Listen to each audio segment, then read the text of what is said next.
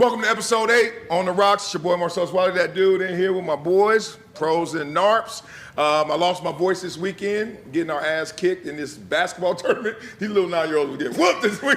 We played a 10U team. I don't like to make that excuse, but boy, 9 and 10, two little different. I ain't the coach, I'm the parent with the voice that is lost. But love for you guys. Thanks for rocking with us. Who we got over here? Yes, sir. Hatchette's in the building. Episode 8. Let's run it. Yep. Who over there? Man, Donald Penn, baby. We here.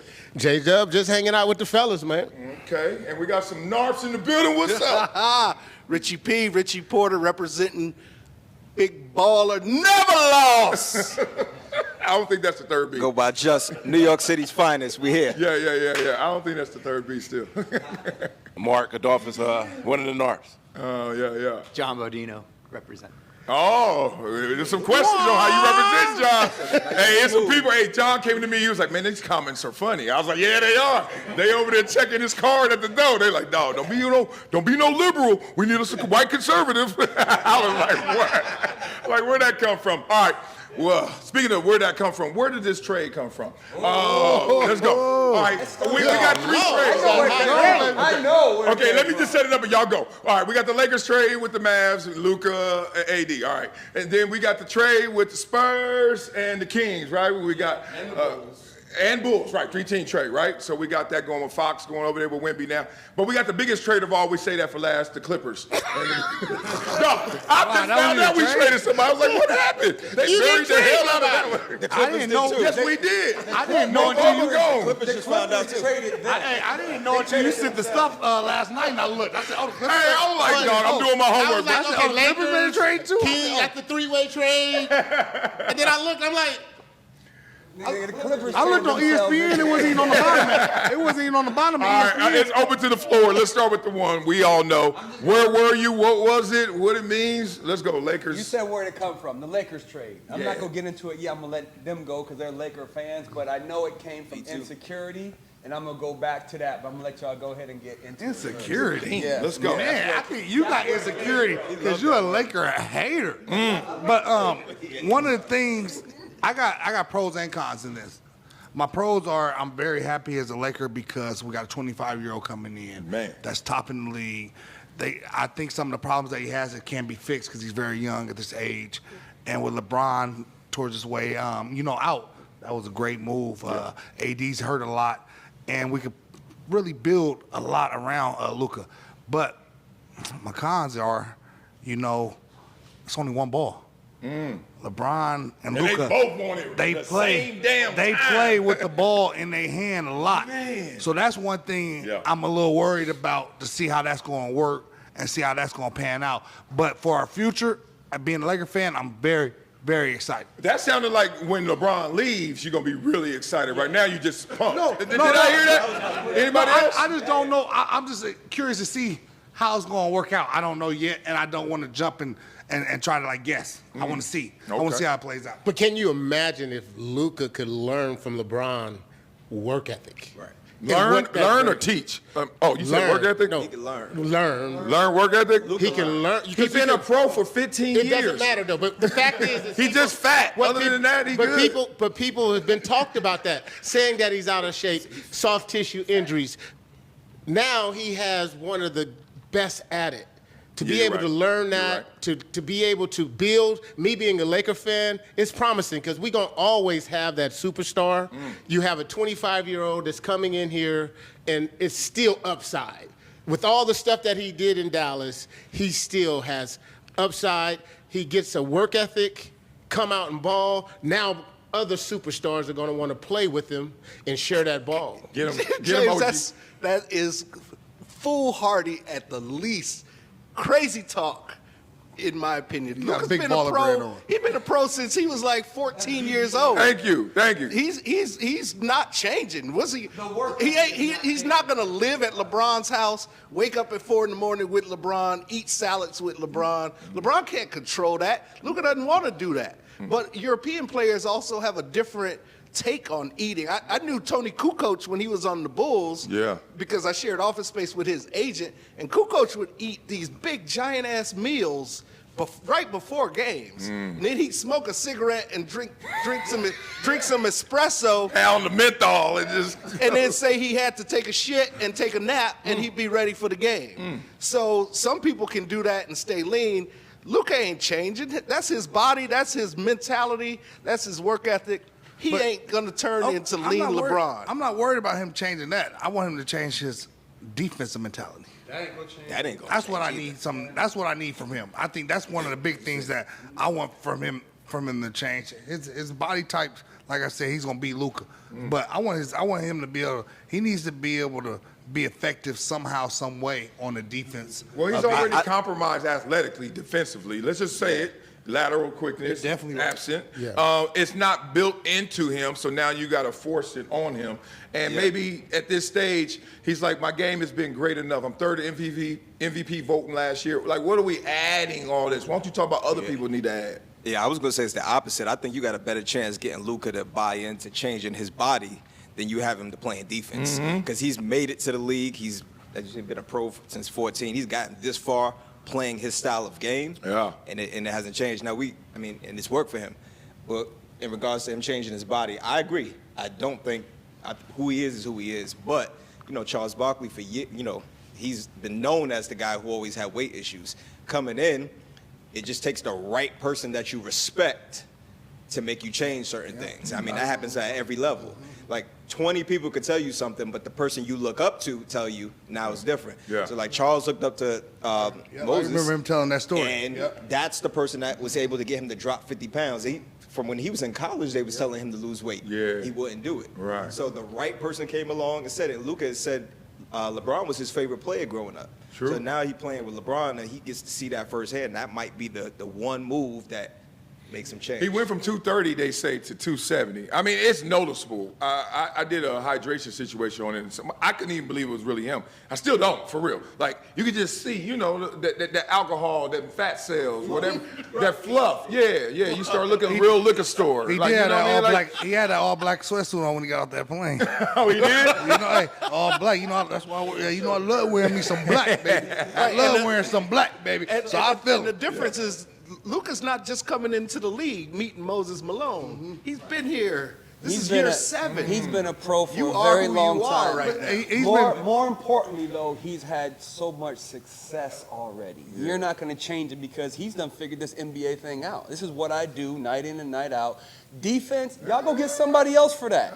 That's not what I do, right? I'm here to drop 25, 30 and have the ball in my hands with 2 minutes left in the game. we're going to outscore him. That's not go- He's that's been, not he's gonna been in the change. league for 7 years, but what he doesn't have and what he really wants is that championship. And I think that you will go make some changes in your life. No. get better, You're not to changing your build DNA. You're not. No athlete. Let's say if you knew a dude who was in the league and he went and got NFL MVP 3 times. He's not changing his DNA. He wants things around him to change, but he ain't gonna start coming to Coaches practice can an hour change. early. Coaches could change you. Absolutely, Coaches I agree. Coaches could definitely What's change. changing? There's some context. You're saying he's been in the league 7 years, but he was in the league 7 years as the guy. Like, he runs that franchise. It's all about him. Yes. Now he's going to a situation where he's not the guy. Yes, he is. Yes, he is. Everybody. He's the knows. guy And again, in the future, but right now I'm gonna go back to the it's word. still LeBron. It's still LeBron, I'm and gonna he's go not back going to to walk the- in that locker room thinking he's bigger than No, LeBron. I'm gonna go back to the word that I started with, insecure, right? The Lakers organization is too insecure to do it the right way. To bring Luka in right now is not the right way to do it. They need to go ahead and bare bones that thing and start over, but the Lakers aren't going to do that because they still think we have a shot at a championship this year. And before you know it, they're going to end up being seed 5 and 7 for the next 5 years instead of starting over one year and then work their way back up to the top. with you. I know you don't agree because you're a Laker. I get it. Because you don't understand. I got a question. When do you know that we'll be able to get this type of guy again at this? I don't. You feel what I'm saying? I agree with you there. I don't. I feel like we I really just think gave up this is- minimum too. They said they gave up AD in AD the spirit of go win now. To me, that says we're not trying to win now because we don't even know how they're going to play and complement each other. Remember when Luka and Kyrie were first together, they were like, it's redundant. Like, they both want the rock. Yeah, So I think in that situation, they weren't in win now mode, but Dallas is in win now mode because they got 2 big centers. AD could now play the 4, which he always wants to play. And so they look like they took care of him now while we take care of ourselves later. You think the Lakers? And they got Kyrie and Clay. Who thinks better now, Dallas or the Lakers? Dallas, for sure. Dallas is hands down. I think Dallas. That's why it's not a win now move for the Lakers. I think Dallas is ready to win now because now AD gets to go in a situation where he wants to be the 4. They have 2 centers coming that could interchange, and they got all the, Kyrie now gets to use that ball how he wants to, and he is good at both. He can be an assist guy, and he can be a shooter. So I think that Dallas is made to win now. Yeah. Lakers is building I think for Dallas the future. is top contenders in the West now after this trade. Yeah. And that's me being Denver, a Lakers OKC, and Dallas. I really do. If AD can stay healthy. Yeah, that's the thing. But That's another there's thing less why I on was him, I think. too There's mad less about, pressure as a on Laker fan, about losing AD because he is doing great ball for us, but he is hurt a lot. But Luka's just coming off an injury too, so.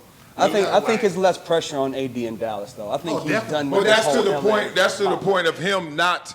When you say that Luka in this situation is going to change or not change, he's never been in this situation because this is the league. Like he's been in the NBA, and yes, they look good. There was times that him and Kyrie were clicking, finals, all that, but then you're like, this is the Lakers. So getting to the finals ain't even like fresh to the Lakers. They like, dog, win it or don't even try for it. Let me ask you all this then, right? No, let John go get that. John, You okay. Say, jump in, John. Yeah, my bad. We know you. Hey, good. Cut me out. Okay.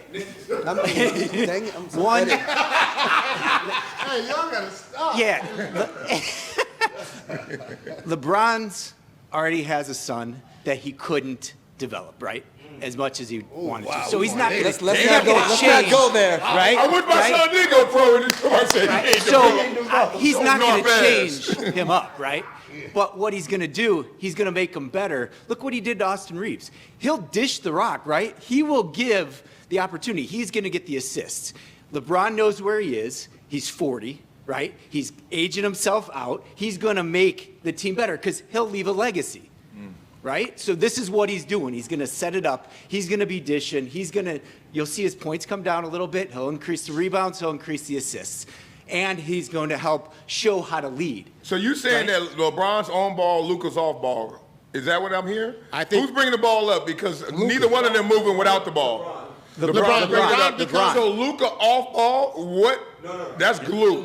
That is called concrete. Glue. I think LeBron is bringing it up. It's just like LeBron has always been the point guard. Yeah. But you've had other point guards on the team. They bring the ball up to half court, and then you passing it off to the guy. So LeBron might bring it up, but I don't think every play he's going to be directing all offense. I think he's going to get it there and then pass off to Luka and let Luka cook from that point. Okay. Luka, but the thing is too, Luka got to be mad because Luka's taking $100 million pay cut.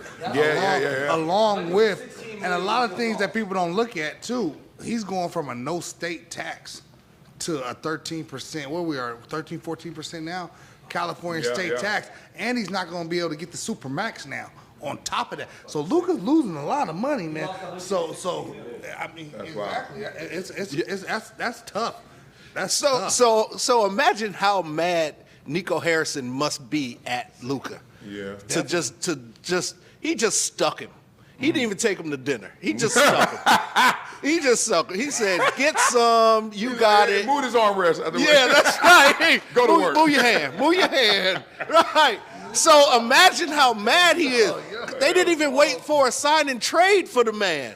He's a 5-time first-team All-Pro, everything dude, and they didn't even wait for his sign and trade time. So you telling me the Lakers may got a limit? Well, the Lakers got what they got. And I can say this, there's never been a season, no matter how well the Mavericks are doing, where I didn't look at Luka and say, man, you're hurting your team by not playing some defense. Yeah. Your team can be better if you put more effort.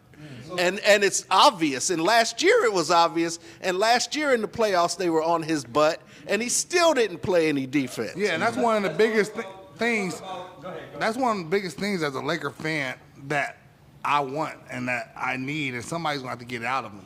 JJ, LeBron, somebody's going to have to get it out of him. But the thing that still comes into play is something that you said.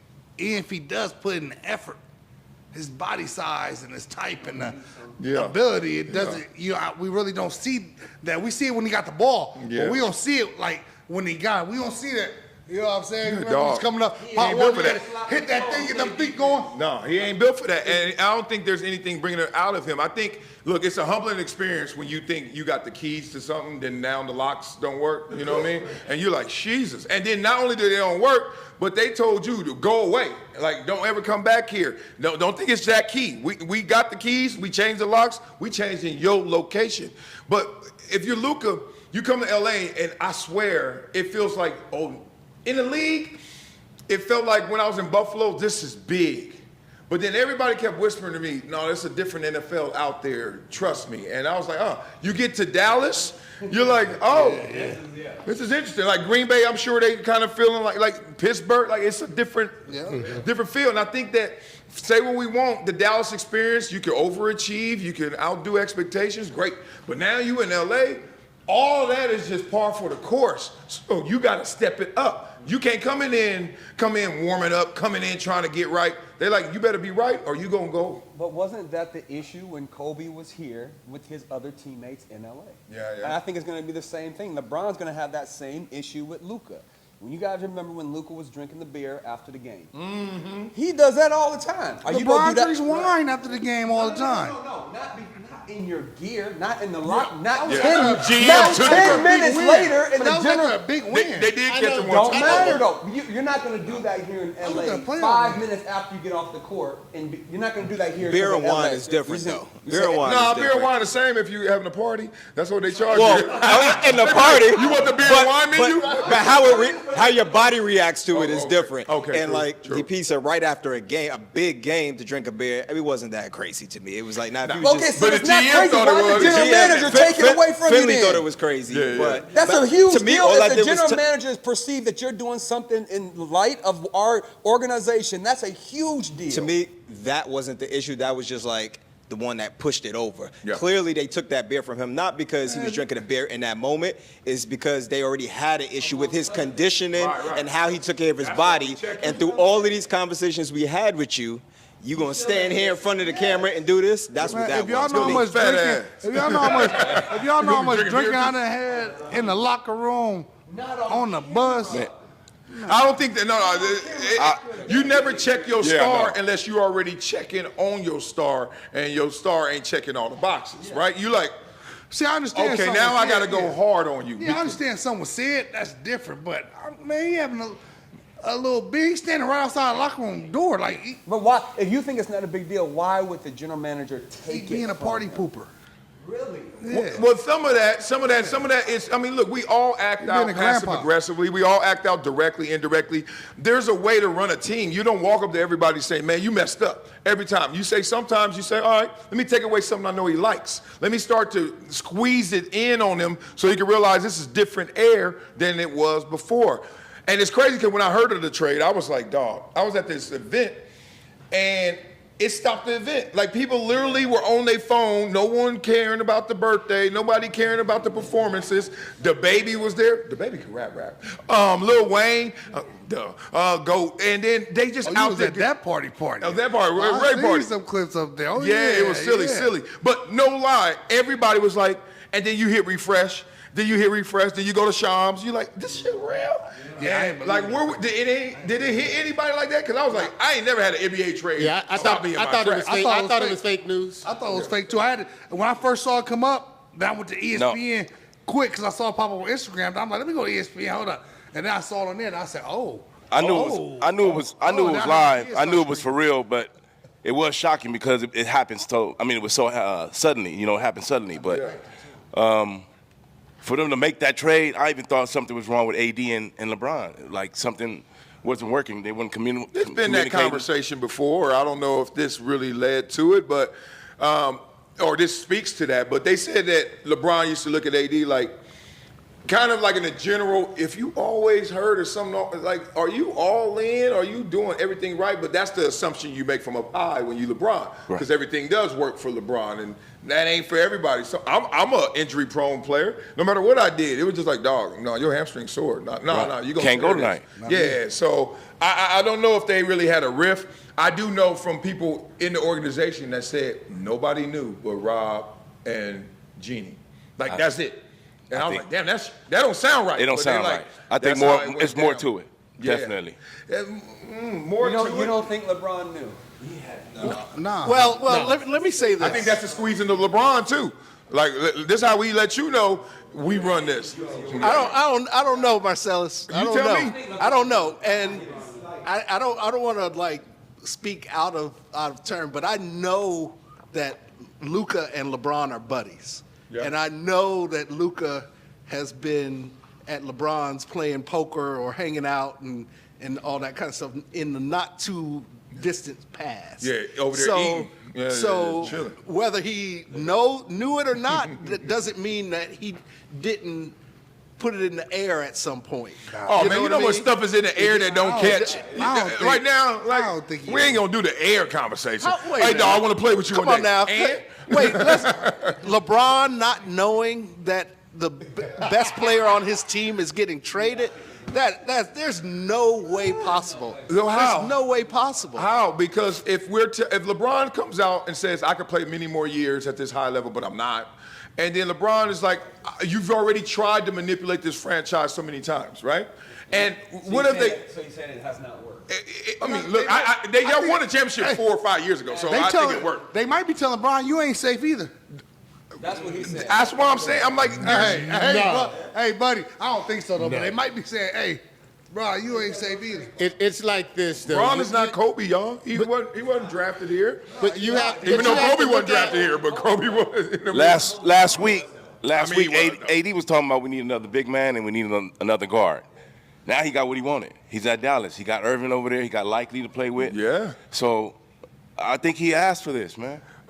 No, I don't think nobody want to leave LA to go play for Dallas. I think that's why AD is gone, though. I think you do. I think that worked against him. I think you do. I think you want to go play if you have a chance to win a championship. And you get the tools and all the things, and that's probably what happened. I mean, I don't think the Lakers are done. I'm not going to Utah. I don't think that big ass house AD got in Beverly Hills. He just bought $32 million house in Bel Air. That big ass house he got in Bel Air, he don't want to leave. That's an investment. But it's the NBA. They got 8 houses, all of them. Kawhi got 3 houses in LA County alone. Right. Mansions. Yeah. So, I don't think AD wanted to go to Dallas, obviously, but I think that's why he's out of LA now.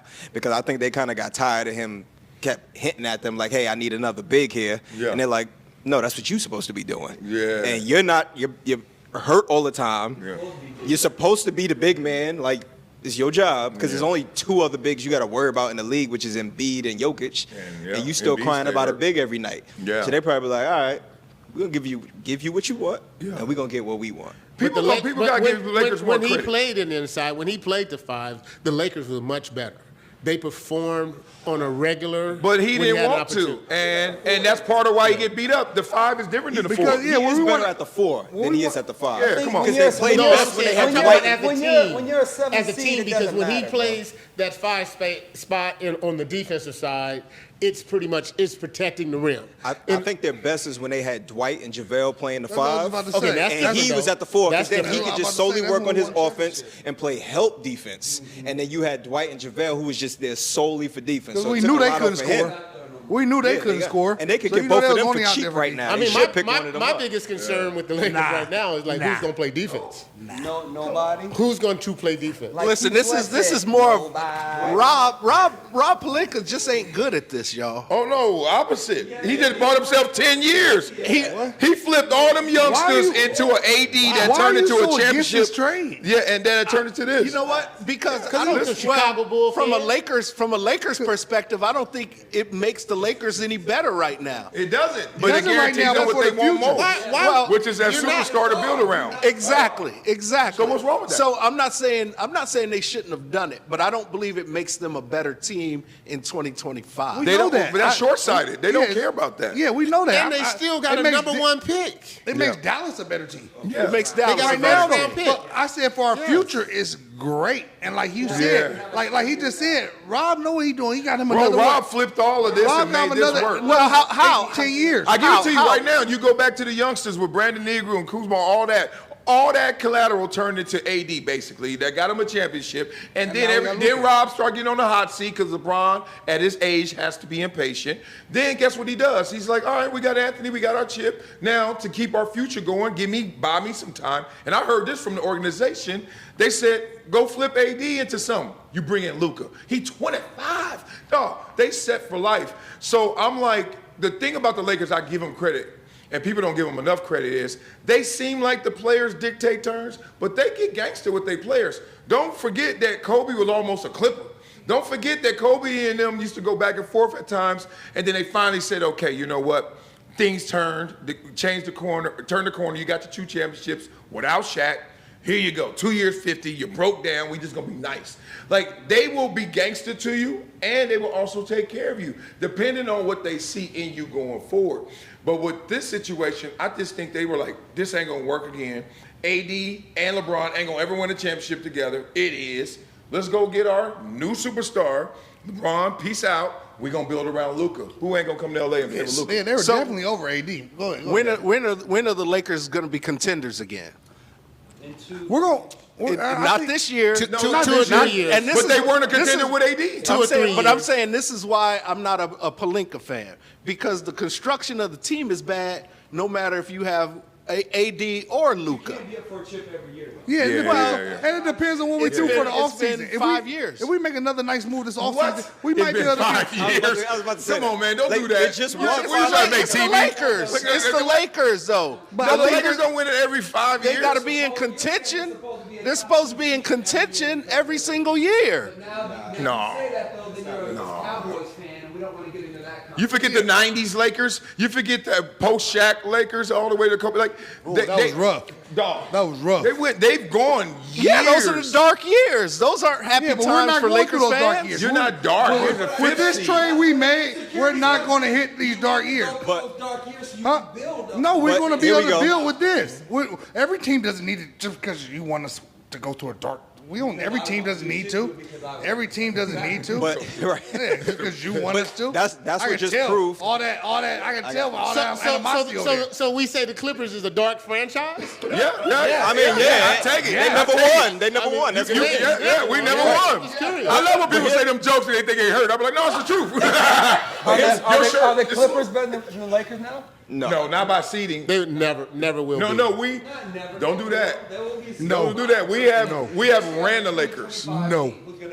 Well, right now I think the Lakers got a 1-game lead over the Clippers. If they played in a 7-game series, I think Clippers beat them. Hey, but Luka. We getting off the grid. Luka though. got a great Wait, record. yeah, Let me just say this real quick. Luka's a Clipper killer. So. Yeah. Well, I mean, Yes, he is. we're not gonna do the Clippers trade.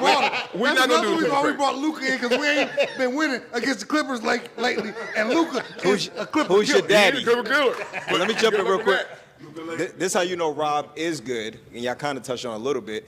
If you got an Asian superstar, LeBron's already 40, and you got AD who's always hurt. Yeah, there's gonna be those dark years where they're gonna lose, but he kind of saved that by making this trade. That part. Because they're gonna still be contenders or in the conversations just because of the fact that they brought Luka in. And it's gonna be a lot easier to bring people and put them in place around him, because if they didn't make this trade, and let's say they kept AD, LeBron got his option for next year. Yeah. AD go leave anyway. Right, AD might end up leaving, or he'll stay, but then how many people are running to play with him, and what are you going to get the same result? And then on top of that, real quick, and then with LeBron, next year you're not going to be able to trade him for anybody. No team might take him as a free agent, but you're not gonna get a star player. So like, why not do it now? Build for your future, and you don't got to go through those dark years. And exactly, I'm thinking like we get a good free agent this offseason, somebody else to come in the mix. Next year could be a whole different year for us. All right, You guys- let's button this up because we got other trades too. This is a business, right? So the bus is all in. This is their only business. they're going to do what's right for the business and the legacy of their family, right? Yeah. So they're not looking at it just this year or next year, because if shit goes down in those dark years, they're trying to minimize that. So does their revenue. So they're planning it out. There's a lot of financials behind this. There is a 5-year plan, not just this season, next season. It is remember, NBA's a business. We talked about it last time. You got to look at this as a whole. It also puts the owners in charge, right? So no job is safe. I mean, they've been in charge and they're going to make money either way, but they're going to make more money now, because I ain't going to lie. I was like, I got to go see this. I just got to see this. Like, I don't care. I'm going to a Laker game to see this. And to be clear, Lakers had to make the trade. But y'all are acting like Rob Pelinka put this shit together. No, he didn't. They knocked on his door. It doesn't matter. You answered it and you made it happen. Wait a minute. No. Yeah, you can be like this. Hang up. What I'm saying is the Lakers were a team with no prom date, and the homecoming queen knocked on the door and said, "Here I am." And now she knocked on your door though. She ain't knocked on everybody. She did because she wanted Anthony Davis. They called two teams. They called two teams. No, there's no way this analogy gonna work for you, brother. If I go long enough, What's the other team? Yeah, unless you got the they ego. wouldn't say the other team, but they said Lakers were the second call. Yeah. And because they are obviously looking for defense and somebody with similar numbers. So that's like saying I'm only gonna marry somebody who's a virgin. Like, dog, calm down. Like No, it's yes, not. it is. I'm the second call. Oh, somebody else been here I before. didn't know. I'm not saying there's I do. anything wrong with that. do. I'm just saying that even with Luka, the Lakers are a poorly constructed team. Who's going to stop Zubac if Man, they let's play hear the the comeback. Clippers? Man, I don't want to hear that. That's that 3B talking. The biggest deals are always done based off what? Relationships. Yeah. So you said Rob didn't do this deal, they came to him. Do you know why Nico came to him? Because they got a 20-year relationship from when Nico was at Nike and Rob was representing Kobe. So they already had a tight relationship. So Nico feels comfortable coming to the guy that's his boy. Like, hey, And he knew a way to this get is out. something I'm thinking about. I'm gonna run this by you. Are you open to this? Yeah, Stop bringing logic. Stop bringing logic into this discussion. Yeah, come on. Stop bringing logic. All right, here's an easy one. Let's give this a little love. De'Aaron Fox to the Spurs, Zach LaVine to the Kings. They got some other guys in there. But look, Wemby and De'Aaron Fox, if I'm in San Antonio, I'm leaving that Tex-Mex restaurant early to go to them games because that's going to be crazy. What do y'all see out of that? Because Fox and Wemby is a whole lot. That might be something. That might be sooner. I think when you're than thinking about the rising star, I think you're thinking about the face of the NBA. Wemby is that guy. So therefore, now you give him that point guard and see what he, as y'all guys say, watch him cook and see what he can get done. I mean, you got Chris Paul there already. So I think that's a perfect fit. But It's the right different piece animal. to the puzzle Yes. more than anything else. I think they get one more piece. They'll be something to be reckoned with. It's something to build with. They're both so young. Fox Yes. and Wembley, it's going to be something to build for in the future. They get another piece going forward. They're going to be tough going forward. The Western Conference is going to be tough. Yeah. Like normal, they back on top. I think it looks good on paper. I'm not a believer. Okay. Give it to him. Like, that's the right piece? Give it to him. It's a very complimentary I piece. think it looks good. I think they're going to be a good team, in general. I don't think they're like content that is going to make them contenders. Not tier one. Because there are other young teams right now that are the same age as them, but got dogs on their team. And I don't think they got that. Wemby a dog and Fox I don't think dog. Wemby's a dog. I think he's a pup. Like, I think he's got the talent, but I don't think he knows how to just. So he's 2 not years there away yet. from taking over games and Some dropping people get that, some 35 people when he don't. needs to. Right. Some you don't people think never he's going have to get that. there. I think he's just an elite talent. I don't know if he has that in him yet to just dominate, because really this is his third year now? Second? Who? Second. Wemby? Yeah, Wemby. The second year. second year. So you're This is saying second he's not going to be NBA MVP in the next 5 years? Hell So you could yeah. be an MVP, that don't mean you're a dog. That's two different things. There's a lot of people with MVPs that never won a championship. Yeah. So I'm never questioning his talent. I think he's To there. win a championship, do you have to be a dog? I think you need some dogs on your team. Okay, Because so when the that- moment so is then they big, can win somebody. then. So that's what I'm saying. So No, they I'm can saying win. there'll be a team that can win. But will they be contenders? I didn't think leading a It's two different team to a conversations. championship meant you were just a dog. Like, plus I don't think No, it being I a think to dog win a matters. championship, you need some dogs on your Some team. dog, but it Yeah, but doesn't it have ought to be to the be- main yeah, No, he yeah. dog. doesn't have to be the dog. That's what I'm saying. But I think, Right. and Fox is good. Fox is a dog. You ever He is seen a dog and a No, cat fight? Fox is The Fox cat is a ain't the dog, and the dog's like, I wish I was the cat. No, cats Fox whip is a dog, dogs' though. butts, kick their asses. Like, why we keep saying that dog is the top dog? Like, It makes a difference in sports. It does. And I mean, Fox is a dog, though. He is a except dog. physics. I'd rather be a physician, like by physics. Like, he's 7'4" with handles, And a real shot. wiggle, and got And a a three. jump shot. And a three. You Like, gotta get that weight I could up. be a cat. I could be a cat, and I can still go get that. What get that you weight say up. about Luka? Which part? Body. You say he got his weight up. He been doing this for how long? Who, Luka? No, Wembley. Wemby He been being that- skinny. He been that being same skinny. size for how long? Thank you. How much weight you really think he on? He's playing in a different league too. But I so understand, Kevin, how much let's weight say the he same thing about Kevin dominating? Durant. Let's say the Yeah, same and thing how about much Kevin weight you Durant, though. actually think he gonna actually Kevin put on? Durant.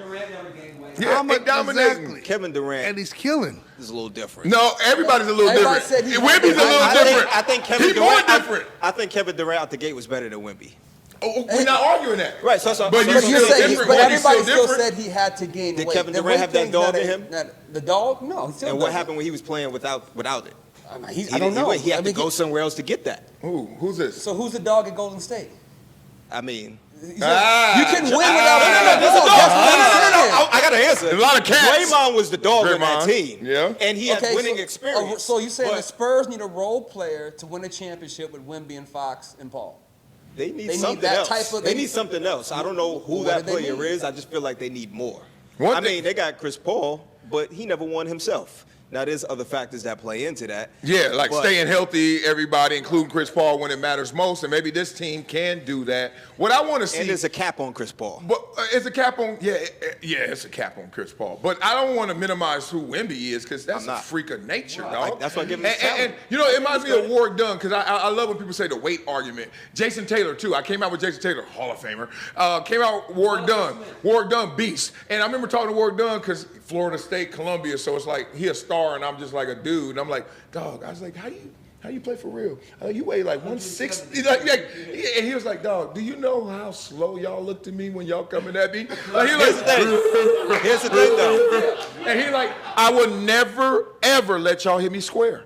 And if you watch, he just always found his way. And Wemby the same way, Kevin Durant same way. Ain't nobody punking them out there. That's a good point, but football and basketball are very different. I Because gave in you- basketball, you playing both sides of the ball. Kevin Durant. And I need somebody who got that in him, I who's going said to go Kevin- get it on both sides. First of You all, get- most you of these get guys are breaks. skinny. All of them. And then- NBA, they're not physical Like, ain't too anyway. many great Dog bodies. ain't about weight, though. Dog is about heart. Right, but it's not the 90s. You don't You have so to be New York with physical. this. You still got to have it. You He still got won't to have it. Anthony Mason. He won't. Wait. What's your question? Oh, they need Who's to the pick up dog? Dennis Who's the Rodman, dog huh? on the Celtics? They Who's need the to dog pick on the up Dennis Celtics? Rodman.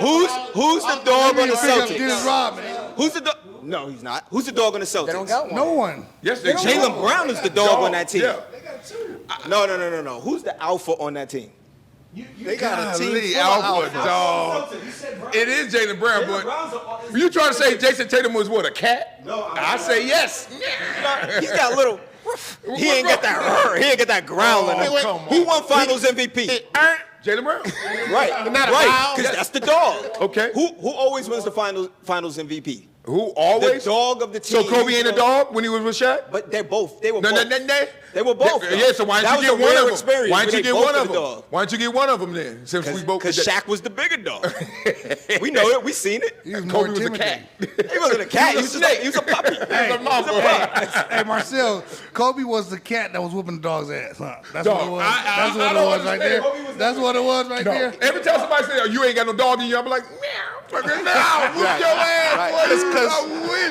that's 'cause- I ain't seen a dog whoop a cat yet. Cats have some of the highest, fastest response times of any creature on the planet. If you look at a cat with a king cobra, Oh, yeah, I king see. cobra can't catch the cat. The cat's like, pat, Get that shit out. Get off YouTube, me and you. I see that video. now, cat picks each other. Justin,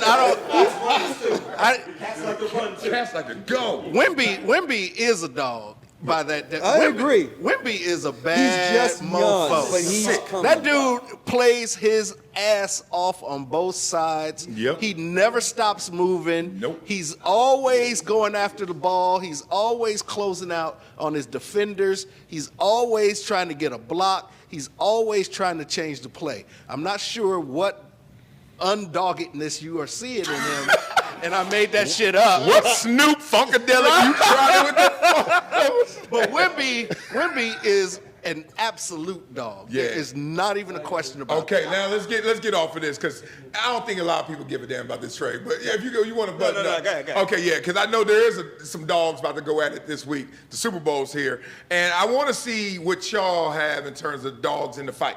I want to see your interest, more importantly, America's interest, because it seems like either America is either A, looking for the Chiefs to continue the dynasty. I love Goliath. I'm that type of guy. When Moses was winning all them hurdle races, don't ever lose. You know what I mean? Like, never let a dynasty come to an end. But then there's also the David side, the rooting interest of Philly, underdog, or whatever you want to think of them. They go out there and they break up the dynasty. How y'all see this Super Bowl going in the rooting interest in Philly's revenge? I am excited to see if the Chiefs can do a three-peat. I mean, because that's something that has not been accomplished. And if you are a fan of football, regardless of who it is, you know, I remember back in the day, we had an opportunity. We lost in the NFC Championship to go to San Francisco to go for the three-peat. And why y'all lose? Our offense sucked that day. Okay. You know, Just check it. But no, but the reason is you want to see greatness, and can you imagine something that's never been done, and you're right at the doorstep to have an opportunity in the Super Bowl, though. Yeah. It's not like you're in the playoffs and you're saying, okay, we're going for a three-peat, or we're in the NFC Championship, we're going for a three-peat. They're in the Super Bowl. And I would like to see. You'd like to see that. I would Same love here. to see. Same here. I would love to see the Chiefs continue that dynasty. I remember when New England went and they were 16-0 or 17-0. I was hurt when they lost that Super Bowl. I'm a Dallas fan. Yeah. But seeing them lose that last game when they get there and they lose it, it was heartbreaking. But I would love to see the Chiefs do that three-peat dynasty. Yeah, I mean, everybody gonna check that box, right? Unless you're a born hater. Like, ain't nobody If mad you're at not that. Man, let's go, Philly. No, I'm not saying I don't want to see Philly win. Right, yeah. But I'm saying the excitement, It's good to witness greatness. greatness, And to that's- be able to see it with your eyes, to be able to see, you know, Muhammad Ali knock, you know. Jordan. I didn't get the Muhammad Ali part. He lost fights. You was. I mean, Floyd. I would never want to see Floyd lose. No, that's not a diss. That's No, I'm family. just talking about moments. I'm talking about historical. It's the historical moments that you get to actually sit with your son or your daughter or whoever. You okay? You got your body right? You got your argument prepared? I know the haters in the building. How you want it? We both on that water diet. Yeah, but hey, you know, as a Raider fan, that's why I got so much hate for the Chiefs. But it is. They ain't even stunting y'all right now. They ain't even thinking about y'all. So that's why he got up. Like, what are you talking about? But it would be a great dynasty, and it would be a great story and fairy tale ending story. But I really feel like Philly has has everything against them. Because everybody thinks Kansas City's going to go out here and keep this thing three-peat. I mean, that's what I've been hearing. What y'all hear? I'm hearing Philly's going to get these boys. Question. He was talking about that moment. I'm talking about I'm talking about that rooting interest. Like, there's a dynasty already happening, but it can be further cemented. And then there's Philly getting their revenge and breaking up that dynasty. Like, are you the type that's saying, go Philly, mess that up? Or are you the ones that saying, hell no, man, keep it rolling. Go ahead, Chiefs, let's go get a four-peat. I like seeing the underdogs. So okay. I like seeing the underdogs, and I would love to see Philly come in here. And it always feels good to get revenge. I mean, it always feels good, even if you ain't out trying to get revenge. Like, you know what I'm saying? Like, sometimes. But revenge is the sweetest joy next I'm to. being real. Like, sometimes somebody might tell you, hey, somebody you don't like, hey, they ain't doing good. Like, There's oh, things shit, better my than bad, revenge, boy. big dog. There's things better than revenge. There's things better than revenge. You know, you ain't got to take it like that, but. That mean you always climbing out the gutter. In sports, in sports, it's really nothing better than getting your stuff back, get back. Oh yes, there is. Never letting it get to. It happens in sports. It happens. It depends on what's behind it, because I'm hearing people say, I don't want to see the Chiefs win because they've been winning. Well, that's whack to me. Yeah. You see what I'm saying? Hey, Because, hey, they've earned it. They're there. Yeah. Right? They earned that success. So I don't like when I hear that, but I mean, I'm with you, Wash. I'm It's like, down. yeah, we're witnessing greatness, and it's always good to be, okay, yeah, we're sitting there and watching that. Yeah, as a Detroit fan, I'm used to losing, and I love the underdogs.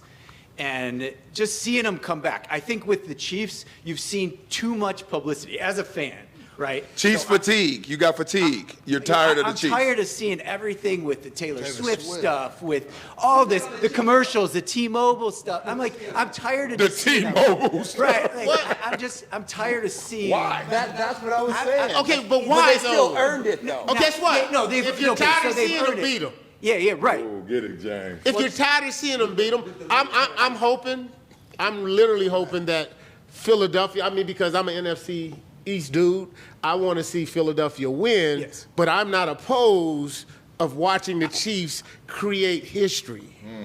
I'm not And if opposed you're to seeing it. I tired don't want of them to see it, seeing right. them, You're rooting for Beat 'em. You're rooting for the Eagles. I wish I had some more in me. But so if I they go out win there and try great, to then beat them. Brady, that whole thing with the Brady Mahomes it's over. Mahomes is taking it. What, the GOAT Yeah. conversation? If No, he wins?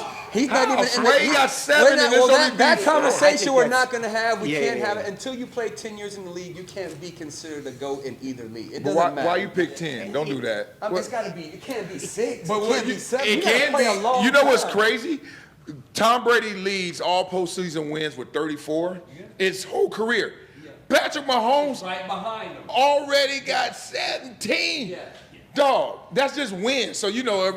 I mean, he's coming, but He let's go- not have the conversation. That Okay, you we ain't gotta have reach that. Let's stay 10-year focused mark. on this, So- this rooting interest. I think Kansas City is in an interesting position because I think that they are a dynasty, but I think they're actually an underdog also because I think Philly's team is better Yeah, than the feels that way. Kansas City's team. Yeah, but peak for peak. Right, peak for peak, but the exposure makes Kansas City feel much bigger and much greater than their lineup is. So I want to see Kansas City win just for the uniqueness, but if I were putting money on it, I'm with you. I'm not sure if I would put my money on Kansas City or Philly, but because Philly is a really freaking good What's team. the spread? Who's favored? Is it 1.5 who? Philly? Really? 1.5 Philly. 1.5 KC. Or Philly. Or KC. Philly. Hey, what is a true or false? True. I mean Right. false.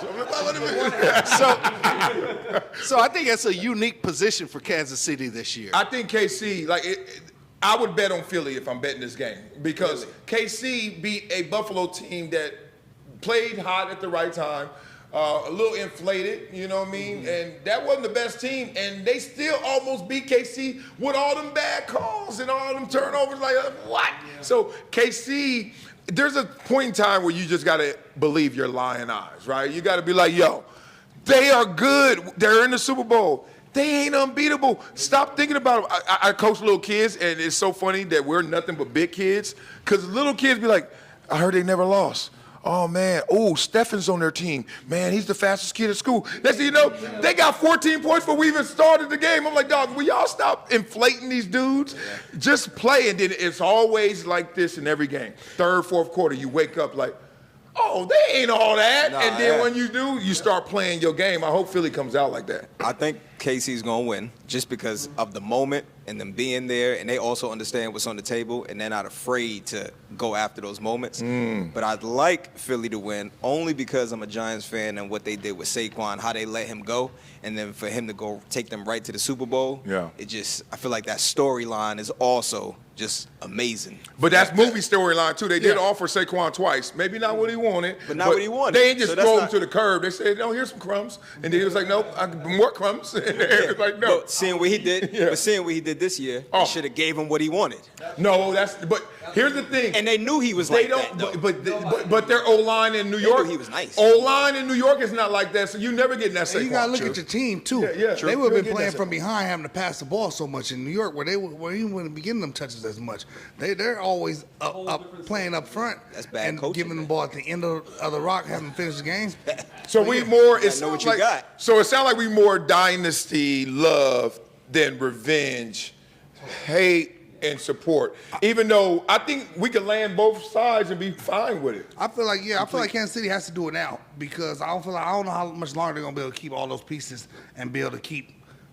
They're getting. But what winning by- pieces? By goals. Pacheco is They only different. need 1-5. Look, Tyreek Hill is They different. got rid of their main pieces. They Yeah. said they're going to have a defense, and we're going to have Patrick Mahomes And the on main offense. piece- the main He'll pieces- make the offense run. We don't And- need to and the draft main guys pieces- on the Kelsey offensive did. side. Andy Ben Kelsey's heard going that. to be gone in 2 years, but again, you got 1-5 for 10 more years.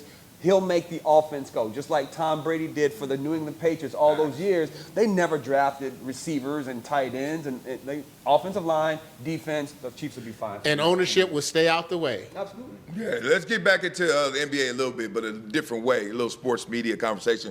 Klutch Sports, Rich Paul, everybody know Klutch Sports, big time. Shout out to that whole story of like LeBron homie slanging out the trunk, whatever T-shirts or whatever, turned into Rich Paul. And I thought this story was interesting because Stephen A. Smith put on blast Klutch Sports for reaching out to him about all his Bronny criticism, right? And the reason I thought this was interesting is because I'm like, damn, we telling on each other now. Because look, I'll be real, Rich Paul and I have talked many a times, and it wasn't like, hey, Marcellus, take care of this, take care of that. But even if it was, I was like, but that's how you do it. That's relationships, right? We all talk behind the scenes and then they go on camera. But rarely do you break that fourth wall. And this one was broken. So what's the motivation of breaking the fourth wall with the biggest agency in basketball? If you're Stephen A. Smith, what y'all smelling? Woo, that felt like insecurity and desperation to me, boy. By who? From By Klutch? Stephen A. From Smith. Stephen A. Yeah. Or I mean, is that not from Klutch and LeBron's camp? well, It sounds more insecure well, no, from them that because they're doing what they're supposed to do. They're so is trying Stephen- to protect so is their Stephen A. player. though. Yeah, but they didn't trick on Stephen A. Stephen Stephen A. didn't do nothing but tricked on he just them. gave his opinion though. Well, no, That's what his job is to like give his Marcellus opinion, just and he said. gave it. His job, Stephen A.'s job is to give his opinion as loud as possible. And that's it. And the fact is that it gives him even more clout that somebody comes through the back door and say, hey, man, won't you slow down? But how about this? This ain't the first time I'm assuming this, but I know for damn sure if I've talked to Rich Paul and other agents, Stephen A. has talked to Rich Paul before. Why now? Why this? Why take this conversation public that was held in private? Let me Give it to me. My first thought was Stephen A's trying to protect his butt because now he's fighting the biggest gun in the industry, LeBron James and Rich Paul. I felt like he was under attack or he needed to put that out there to protect himself. But how? Is it preemptive? Because Yeah, you're the one that preemptively. started the conversation criticizing LeBron. Hey, as a father, relax, LeBron, we get it. He ain't it and all that. So why would you then take it to, I'm going to tell, when you tell me to chill, that's a little too much. Like, do your job, but don't do that. Don't do him in doing your job. And that's why I'm saying I think he felt like there was something at peril. He's up for a deal. He's up for whatever. He is up for that deal. He's up for a deal. And, He up for and that look, deal. you don't. LeBron James shakes so many trees in this He industry. got Michelle Beadle fired. Let me stop. Everybody tell me, everybody like, Marcellus, Right, everybody- come on now. And She said it. And ESPN does a whole lot of coverage on LeBron and Bronny James. Not much going forward. Do we- Not yeah, much you more know, going do- forward. How many We more do years? know the deal between LeBron and ESPN, right? The sports media and LeBron. There is a deal there, right? We also saw the movie Ali. That's when I first figured out how the media really works, when Howard Cosell and Muhammad Ali had a tight relationship behind the scenes, and then they came on the camera and they presented to the world what they wanted the world to perceive them as. I think it's the same thing with LeBron. Right? So again, I think the Stephen A. and LeBron, I think they talk about this stuff. I don't think it's going to shatter the whole relationship, but I think this is more of a play because things are coming up in the future that we don't know about. I mean, LeBron's protecting his son. That's what you're supposed to do as a parent. Like, if you have the means to do it in the way LeBron could do it. Why would you not? And I feel like Stephen A. Smith, like he does, he has this contract on the rises. He like ESPN. Hey, look who's contacted me. Y'all need me. Y'all better make sure y'all come with these negotiations. Look who's contacted me. Like I said, that's a everything. conversation I know that Ron and everybody. Stephen A. had behind the scenes, and I'm gonna present this like I'm really that powerful of a sports reporter. That's too much puppeteering now. It ain't that much puppet master going on here. I do believe that Stephen A. I think it's ego on both sides. I think with Stephen A., the way he looks at it as I'm going to use this as leverage just to keep showing how big of an analyst or how much power I got. I'm putting these conversations out there because I'm trying to get my money. On the flip side of that, I think on the Klutch side, the only reason why they even come to him is because he struck a chord. You know, as you always say, a hit dog hollers. That last game where Bronny was playing, he was looking bad. And I think at that point, it was so clear that you're not ready. So then when everybody sees it, and now the biggest voice, arguably in sports, gets on and starts calling it out, echoes it. It just makes that whole brand, it exposes the brand. Okay, all right, let's walk through this because so far I think we're all in unison. Klutch and LeBron is like, I'm a dad, talking about my son, the whole world saw it, you ain't got to go over there and put gas on that, right? But then, whether it's Rich Paul or somebody in the agency you talking to, okay, oh, yeah, that was too much? Okay, cool. You usually hang up that phone and then anonymous sources. You usually hang up that phone and you say, well, people out there are saying I should not talk about LeBron. When do you put, like, Klutch Sports on blast like that? To me, that almost seems like, I got to show you something. I'm Stephen A. You can't control me. But what about all the time that you haven't put them on blast and been talking good or bad about them? Is that called control, or is that just how the game is played? But we don't know what was said. They might have struck a chord with Stephen A. too. They might have. Look, motherfucker. They might have. I know I'm serious. They might have been like, hey, enough is a fucking enough. I'm sorry to cut, but you know they might have struck a chord, and they might have tried to put it down on Stephen A. Stephen A. like. You better recognize. I don't know Stephen A. but from what I see, Stephen A. he gonna blow that. He gonna blow that up if somebody try to quiet him up or try to put him in his place. Oh wow! Just like you guys said, Luka's not going to change because he's been in the business for so long. Stephen A. is not going to fucking change. They planned this. Like, I'm with you, Hatch, because there's no way he's going to do something that's going to. But how does planning it help Bronny? You want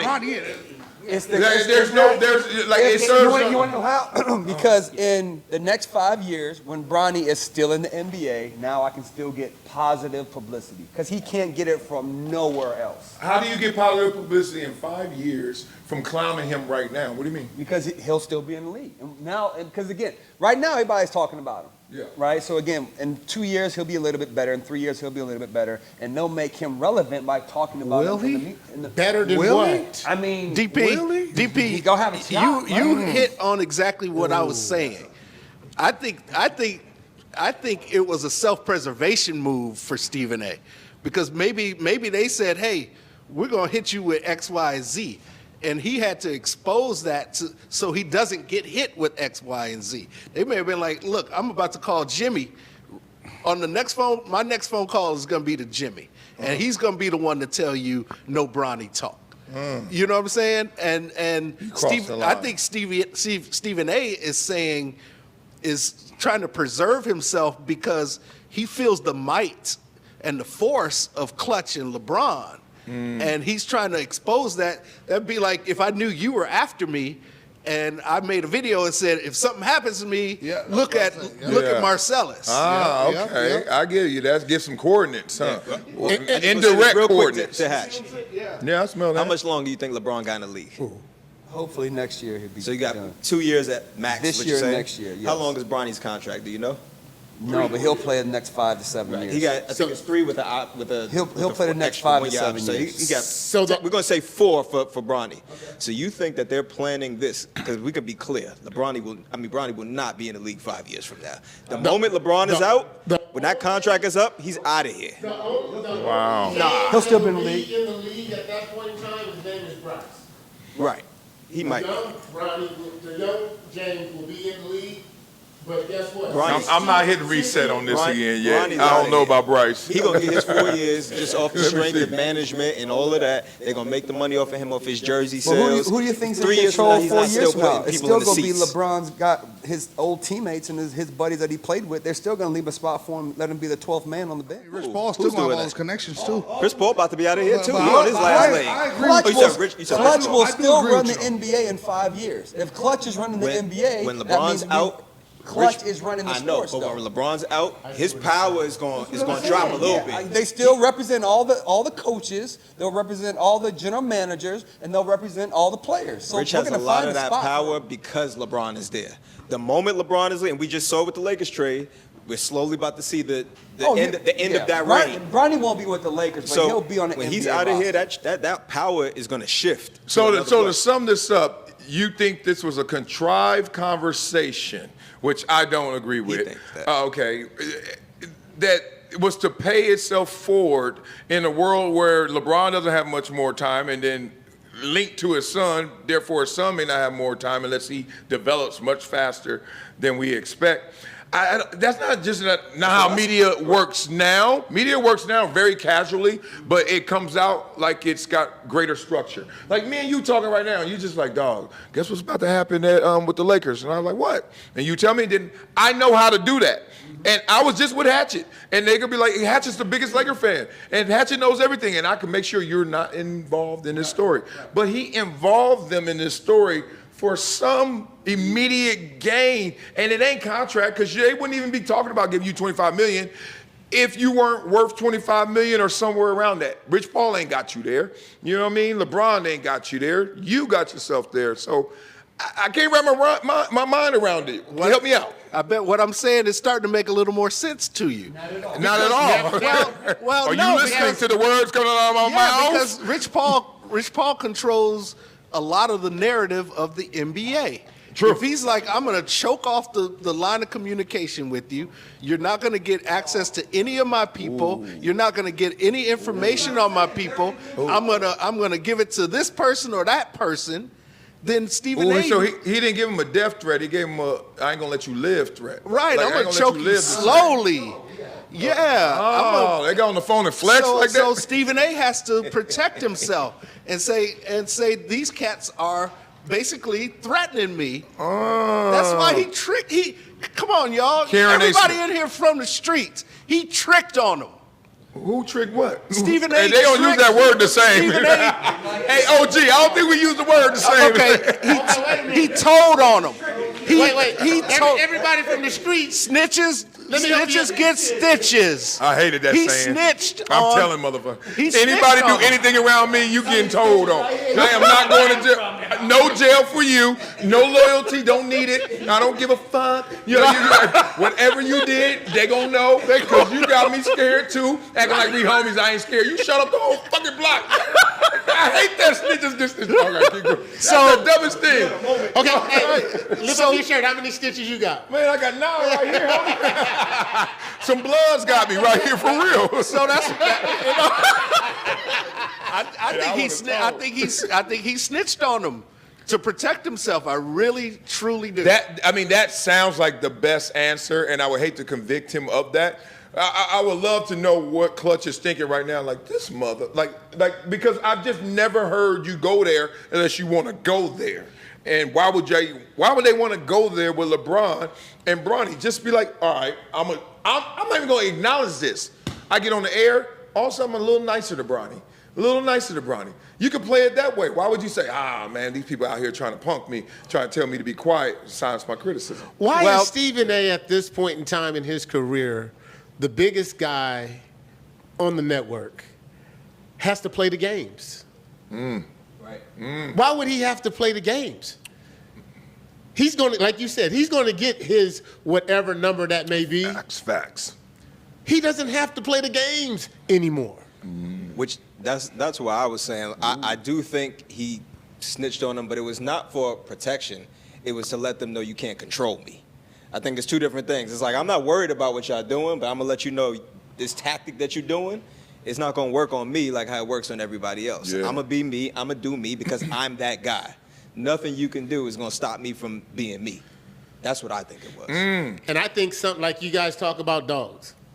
In his world, Stephen A. is the dog. Yeah, big dog. He's the alpha dog in his world. Big dog. And guess what? He goes to Klutch and say, yeah, it runs through me. That's what I'm saying. I got the megaphone. You just got the words. There ain't nobody gonna hear them the same if I don't say it. I'm the guy. dictate all your dudes. Yeah. And I can build the stories how I want with your dudes when you have that platform and there's no bigger platform in those 4 letters. I can slow up your money. Yeah, I love that. They're going to listen to what I say. Yeah, so I put this narrative out. That's going to affect the money that your players are getting. So that's 'Cause I'm the guy. The craziest thing about the media is there could be someone who is great and they could make you doubt all of that greatness. And then somebody who could be suspect, and they can build him up and you be like, dog, making you think he way better than he is. And I think we were saying about the Chiefs right now. Look, they only lost, what, 1 game this year?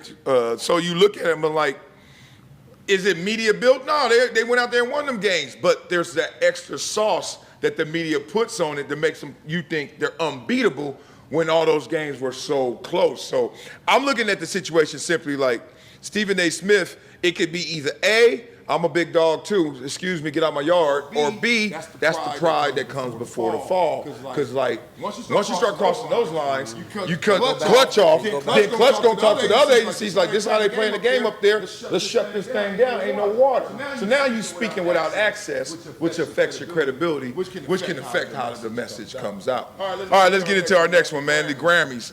I'm perfectly qualified to talk about this because I ain't watched it. I ain't gonna watch it. I am not into it anymore. This is no slight to music. I love it all day. Y'all know I DJ, but are they still relevant? Like the Grammys, I knew it was on. I didn't know the Pro Bowl was on, so I know the Pro Bowl ain't relevant.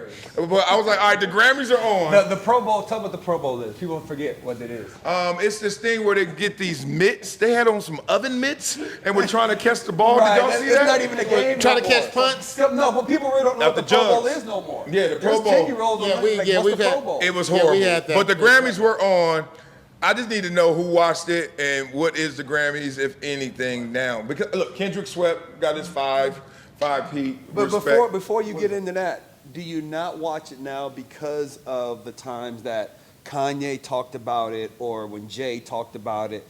Is that the reason you don't watch anymore? No, I never watched it with my heart in it. Right. Like from Hello, when I think the first Grammy I saw was like Jazzy Jeff and Fresh Prince winning Best Rap, which I was proud of and pumped for because it's like, oh, we on the big stage now.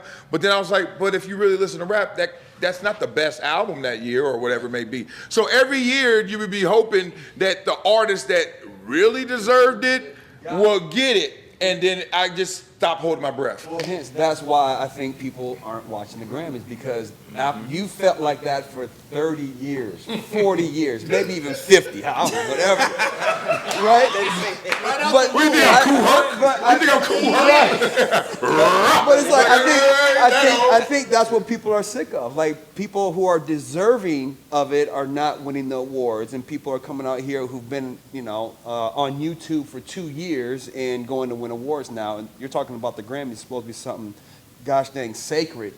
And I think it's just not that. I think that's why people are just like, we ain't tripping on that because there's no truth to it. There's no authenticity to it. I don't think it's been a long time. I think this year might have been the first year where it's kind of coming back a little bit from what I see because I didn't watch it. Yeah. But I think A lot of the coverage. Grammys has not been the voice of the culture when it comes to What's the music, culture?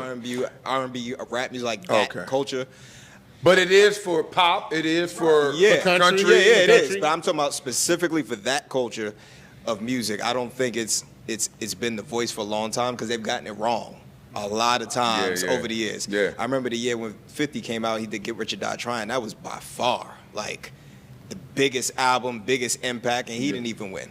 Yeah. So I just think they lost their credibility a long time ago when we just. But is that you're just talking about just with the African American people, No, the I people think living that- hip I hop, think or in the past overall? couple years Because if you're exposed talking it about the 50 album, there's whoever won that year, I'm sure they're like, this is the biggest album in the world. Outkast.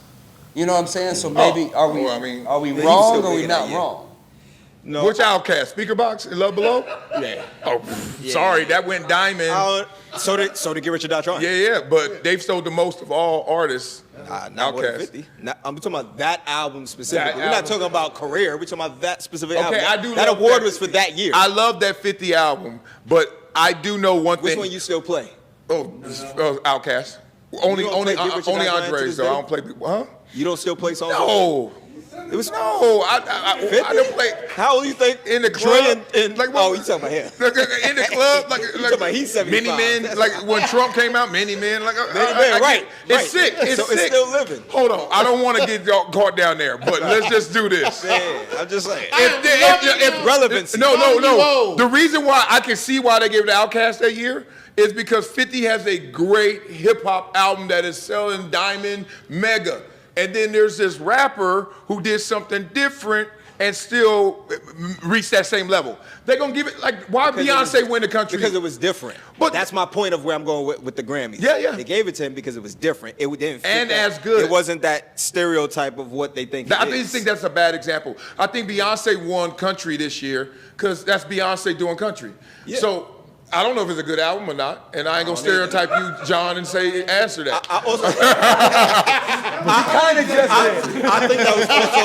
I think that was also a shot fired back at the CMA since they didn't put her in that conversation because because their awards is based on that culture. And they're gonna which is my point. They got the Source Awards right. Right. It's like the Source Awards. Yeah. And the BET Awards. They make an award show specifically about that culture and what that fan base likes. Yeah. So they was like, oh, Beyonce didn't get nominated. She had the biggest country song and all of this. Okay. Hence to why people don't watch the Grammys office. Because of all the politics. And the Outkast could feel political too. Yeah, Because the it's like, Grammy- come on. The Grammys lost I me watched. with Killer. Oh, go ahead. Yeah, I watched. Duh, mother. I was like, all right, I was hoping for some fire, something going on.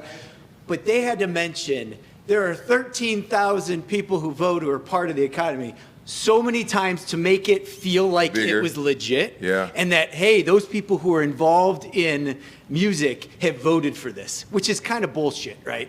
So you got to think, like, when you put these top stars across the different genres, different cultures, it's too hard to compare. And it's like, okay, who's making the decision? So you just keep it separate, keep their own genre, because What do you mean? Compare these two, right? Who can compare rap to pop? Like, you really, it's too hard.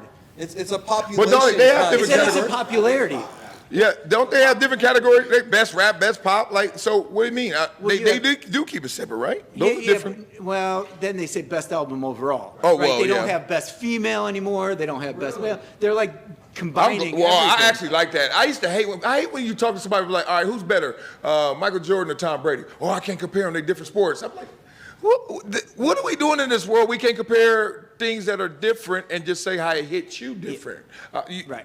Anybody love that or hate that? Like, I hate that you said that because now I have to think about that. Because I would answer No, you like don't that. have to think about no, that. I would answer that. I'm like, they're two different sports. You can't. That's how I would answer that. Oh, come you to think would. of it. But I now don't that you understand but that now that person. you say that, yes, I can't. Tiger, Yeah. Brady, Right. you can't put them all in the same category. right, So I like get pop, it. R&B. Yeah. You know what I mean? Well, there was a tell. The Grammys put a big tell out there. It was what this was all about. Taylor Swift presented Beyonce with her Grammy. Yeah. Okay. You ain't gonna wait till Taylor Swift moment, right? Kanye took the mic from Taylor Swift's hand when she won over Beyonce, when Beyonce clearly had a better album. And that's no shade to Taylor Swift because she's a beast. Yeah. So that's a full circle come around moment. Okay. And You I think the that gets- Academy was involved with Are that? you kidding? Absolutely. The artists. Well, okay, let me ask you this. The Grammys know who wins. The artists who win know who wins. That's how they know who to get into the crowd. Does the Academy and the And who's going NFL to talk to each perform? other? They know that. Man, they just invite all y'all and then one of y'all win. Nope. Yeah, to a degree. Nope. Because look, I've been in artist management with a humongous artist. I'm not even going to tell you. I'll tell you off camera. What is Your that? rocks on the rocks How you gonna on the be melted in the barber ice. shop and gonna say, I ain't gonna tell y'all who I know? No, don't let him do that because give us some White House stories right now. Especially Hey, look, I'm not gonna let the man with the biggest fro in the room talk about the barbershop. You just mad. Hey, you just mad because your hair won't grow up here. It grow back here. It won't grow up here. I got a cul-de-sac. You're right. I got it. Got that shoreline. George Jefferson like a mug. He got the Marina Del Rey all the way to Manhattan Beach going up. That's the coastline right there. Wait, you got that wave hair. Yeah, you got an equalizer. Your shit look like an equalizer. You got mids, trouble. All y'all, your mama. Your mama, your mama, your mama. He gonna call us stupid. He gonna call us dumb. You gonna call him dumb again? He gonna call us dumb. Hey, but on the Grammys, I watched a little bit of it last night. You ain't gotta lie. You saw it all. It's No, I all watched, good. a little bit of it. I watched a little bit of it because simply because of Kendrick. I wanted to see him, and being in LA, being a fan, I wanted to see him. But the Grammys really lost me last year when they gave Killer Mike Best Rap. Ooh. I was really lost to that because I haven't heard anything. Still haven't heard anything from Killer Mike. That. Yeah, like I didn't hear that. I didn't hear that. So they really lost me with that. But I think they really tried to get everything correct this year because they are feeling that effect and they're trying to get people back in because. Before this year, I haven't watched in a long time, but I did watch a little bit this year. But I feel like they're trying to make sure it's politically correct for all these awards and stuff now. Yeah, it's wild, man, because I really believe, like, you grow up in America listening to the music, and you're like, the Grammys is it. Like, I can see all these young artists just trying to aspire. That's their Super Bowl. Yeah, and then you realize, oh, they doing some rigging? Like, they ain't really, like, giving it to the best team. It's like, it's almost like BCS, and they were like, we're going to vote you in. And then you're like, all right, but I'm better than them. And then, no, not to us. But, like, who you mean us? Like, us, we bought that album. Us rocked that album. And I don't mean that in, like, culture. I mean, it could have been Billie Jean. It could be any genre. They didn't get it right. I love that y'all said that. And now, based on the coverage, post coverage, I've never been this flooded with, like, damn, the Grammys were cracking last night. Yeah, everybody seems like. And even like when I was in Cancun, it was promoted all over the airways. I mean, so obviously they've done a great job with the marketing and getting it out there. Yeah. They're trying to turn the corner on it. Yeah. And I think they tried to do it right, like everybody was saying. They tried to kind of do it right, do it wrong right, in the sense that they started voting for, I mean, you look at Lamar, and those 5 awards, and we was talking about that earlier, I was like, was it hitting it like that? Yeah, it was. No, I'm just saying, was it hitting it like that and everybody agreed in the room? So you already, if you have a consensus of 8 people in the room and everybody like, well, seven of the 8, agreed that it was hitting like. Hey. First of all, that was an unnecessary roughness. I need the flag. That is unnecessary It won't roughness. be the first time I didn't got a flag. Hey, you know The NARP delegation objects. Yeah. You know how old he We is? got to protect our own. You want to know how old he is? This motherfucker. You old. He literally said, I went to Cancun, and they were promoting it all on the airways. He the dude, you get to rent a car, you like, baby, go find us some local radio. Go find us some. He ain't got the aux. He ain't plugged in the aux. He like, wait a minute, I think I hear something. 97.2, baby. They said 97.2 is good out here. Yeah, the airways on there. He just listen to commercials on vacation. Oh man! And I actually showed I up do for this. believe. Oh man! I do believe they He had to had skip all the Spanish stations. Had to skip all the Spanish stations. Tiende, come on, take I don't have to skip them. I believe they had to give it to Kendrick this year, just because for what we already talked about is they were trying to control that narrative because they know they're losing. Who else is gonna get it?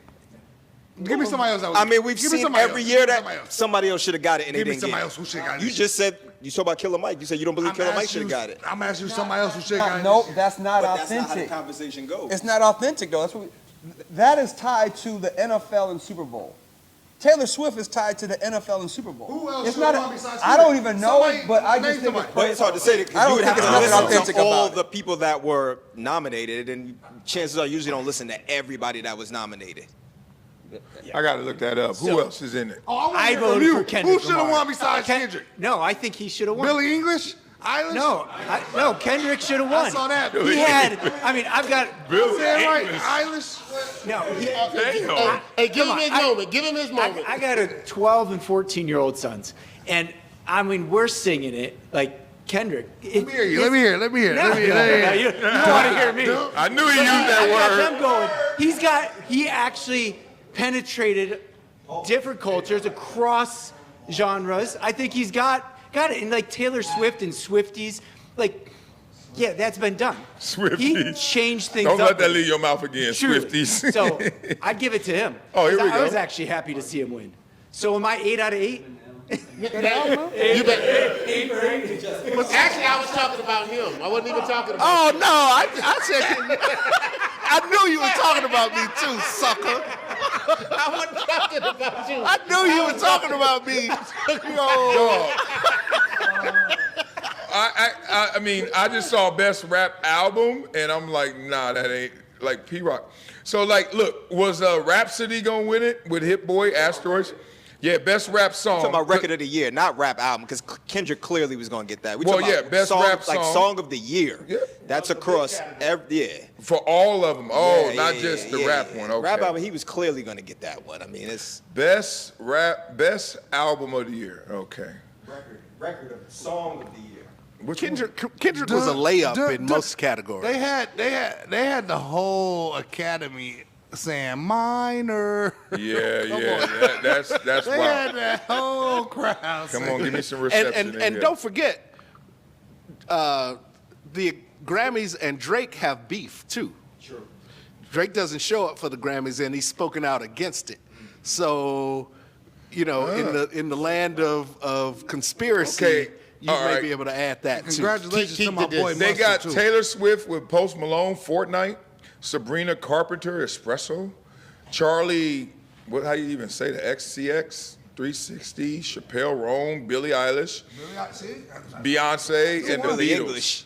I said Billy. I said said Billy. English You first, corrected then it. I said Irish. I knew it was wrong. Well, point being, I man, will say real quick though, they have made a conscious effort in the past couple of years. They've been changing a lot of the voters that are on that academy. Yeah. Because I know like probably 8 or 9 people on there and that are all black, and they've put them on there to be voters. So I think they're fully aware. you always talking 13,000? about the culture. Out of I mean, 13,000, we only got that's 8 something they're alive. doing though. They Yeah, but have then consciously I hate brought when in that more happens. minorities. Don't you feel like reluctant to even get in? Because it's like, I'm why just, do you? I'm just stating the facts. No, I didn't. but- it's not but- even an opinion on it. It's just the facts. But What no, they're but doing. the fact is, you're stating it because you have an opinion about it. No, you said we're talking about who's winning and why they're winning. Yeah, but when And you we're start talking- grabbing people the that look like voters- me, so I could be more interested, I'm but, like, but those are the voters. So Yeah. if you're changing the vote, it's just like when you go to court. When you're supposed to get whoever's the defendant, jury of peers. Right. But now that decision can change if those peers look like me, or if they're the polar opposite. We've seen that happen plenty And of times. we've also seen it when it's the opposite go for you. But my thing is, I think it's usually lazy. don't. I think that holds us back more than it helps us because it's like, oh, we're not gonna give it to who you really think. Well, you know what? We're gonna get some people that look like him, and I bet they know what he thinks. But that, hold on, it could be metric based. You don't even gotta it ain't that deep. Like, You're did right. Kendrick win by penetrating more than black culture? Absolutely. So, but you would have only black people saying he should win. It's like white people would say, no, he should have won. So Right. I just think it's like, But I said that A little from the pandering, get-go. I mean. I think his song was the biggest this year. Oh, yeah. Regardless of whoever's voting.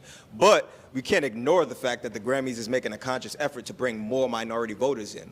They're not doing that for no reason. They're Yeah. doing that because they're doing it heard. because they panicking. Yeah, they hear what the people. They hear the people talking. Yeah. So I mean, it is what it is. Yeah.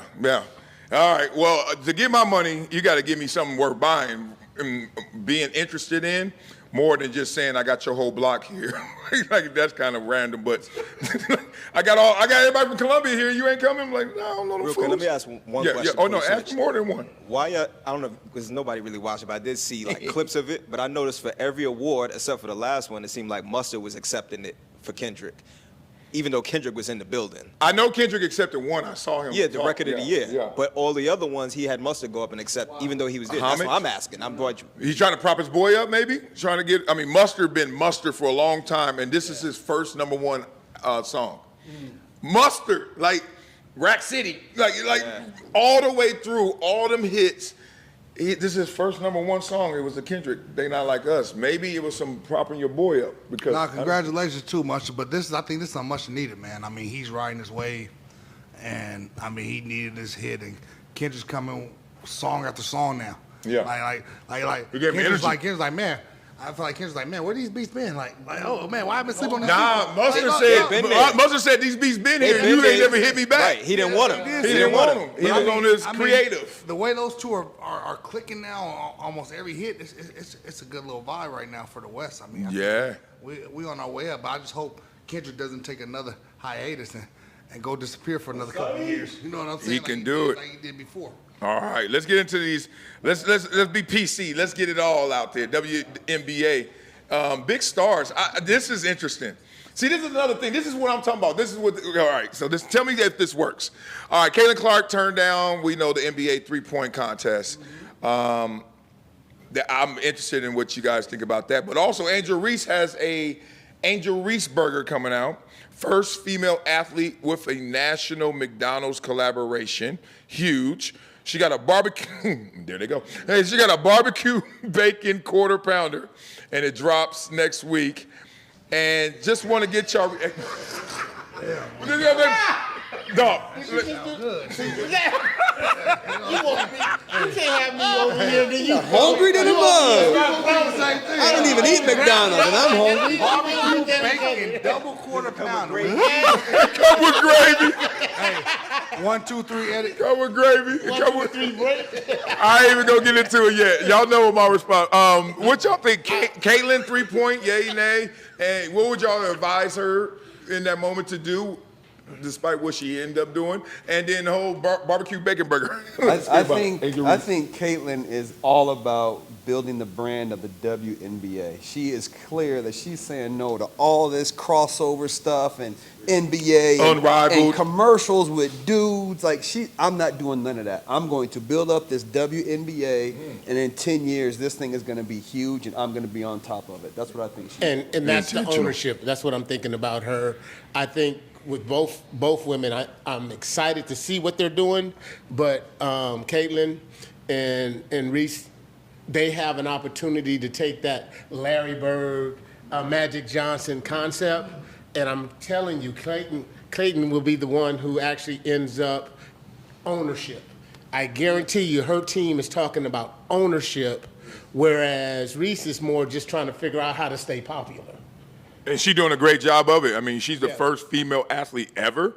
It's weird. There's two different like scoreboards going on here, because there's like the basketball one, and who's going to take ownership, who's going to be the face of the league, who's going to help build the brand, and then there's another one like I'm about to get mine on top of trying to do that. And I think it's like Caitlin's winning one, maybe a long game one, and Angel's winning a lot of battles. She got a lot of sponsorships. People could clown all they want. She just keeps adding up the dollars. And then that's how you have to actually look at it, is that it took two. I mean, not saying like when Dr. J came in and he got it done, switching over and converting the league altogether, but then it wasn't until Magic and Larry stepped on the scene that really kicked it off. And I see the same thing kind of happening. Only issue with that though is Reese is not a good enough basketball player to be in that category. They're not going up against each other. Reese is not going to drop 30 and then Caitlin's going to drop 35. And this She's is not why that chick. This is why I'm gonna hit off of that too. Not that girl. If you want to be honest too, I feel like Angel Reese brings the white and the black audience.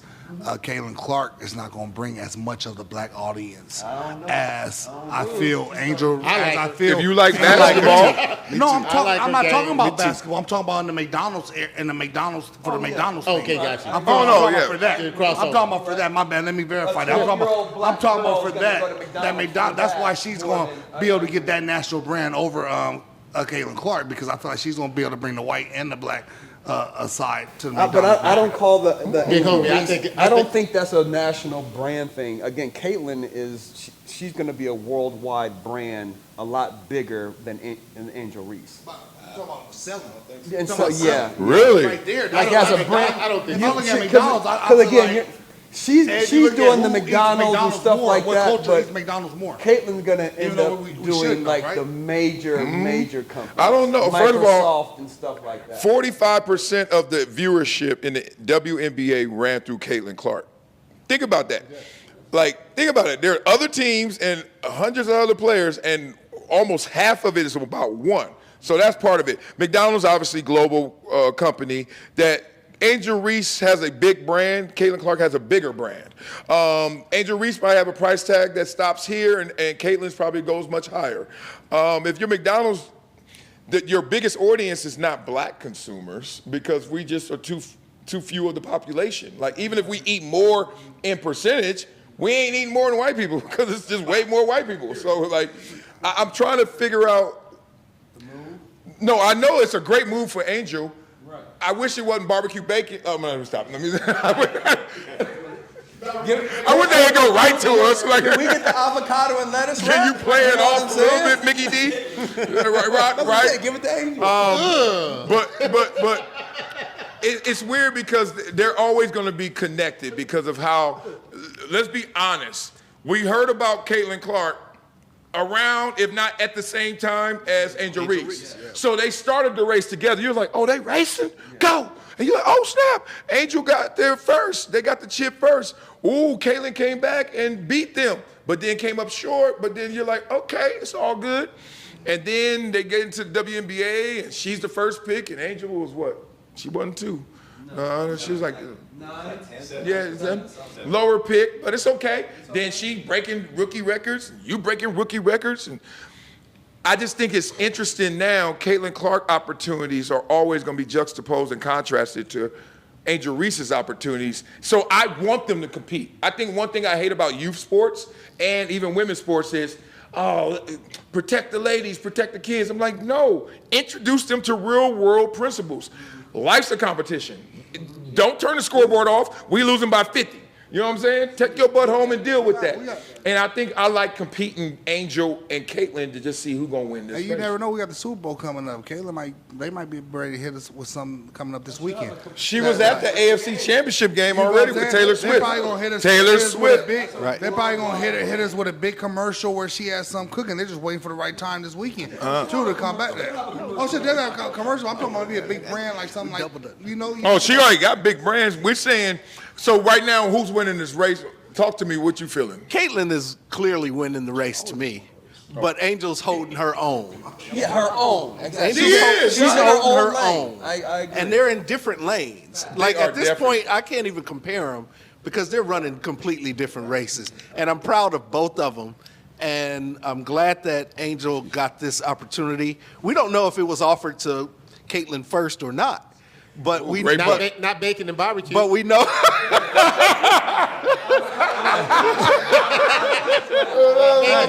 Hey, I made maybe a new chicken sandwich. Right, and we also know that McDonald's has had wild success with other things they've offered like this, like their Travis Scott stuff. Sold crazy numbers. Right. So they're absolutely tapping into that. But it wouldn't surprise me if they went to Caitlin first and said, hey, blah, blah, blah, and she was like, maybe no, or somebody else had gobbled her up already. Well, you got to understand, Caitlin is the minority now, right? So when you have a black person in music or in fashion, they're the minority, so it's cooler, it's sexier, right? Now Caitlin's stuff is going to be the cool, sexy thing because she's going to be the one outside the box.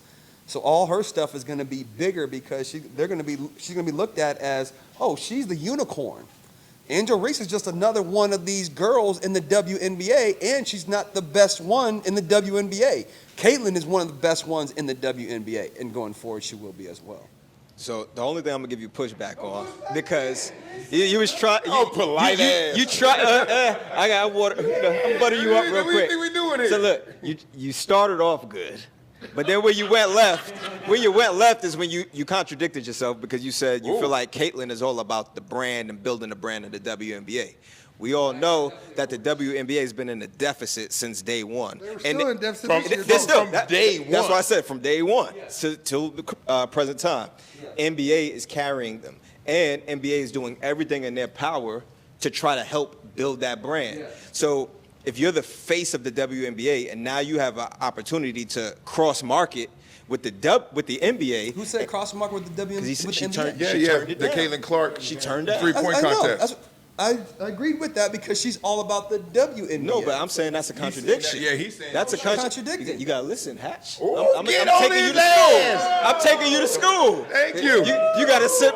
You gotta sit Tighten back. up your backpack. Go to school. Backpack. Yeah, if she's about the brand, the WNBA, you have the opportunity right now to cross market with the bigger brand, which is the NBA. So, what do you mean no? Who's the bigger brand, the NBA or the WNBA? She has the ties to any brand out there in the world. The NBA But is this not the biggest that brand in the carries you.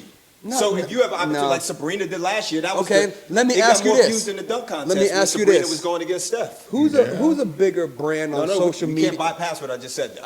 You're wrong. I heard you, but you're wrong. Views. No, that's a fact. Who's- That wasn't who's my a- opinion. who's a bigger Sabrina brand? and Steph had higher views than the dunk contest, and everybody tunes in on Saturday night for the dunk contest. Yeah. They were watching Sabrina and Steph. Highest views in 4 years. Right. Yep, so yep. if Caitlyn is the face of the WNBA, the brand, and now you have the opportunity to push that brand by doing this one thing, why would you not do that? I don't think that's helping her. I think she's It's helping the brand. I don't you think it just is. said she's about the brand. her brand. The No, WNBA. that's not what you said. The WNBA brand. I'm saying WNBA brand. I said the WNBA brand. I didn't say that?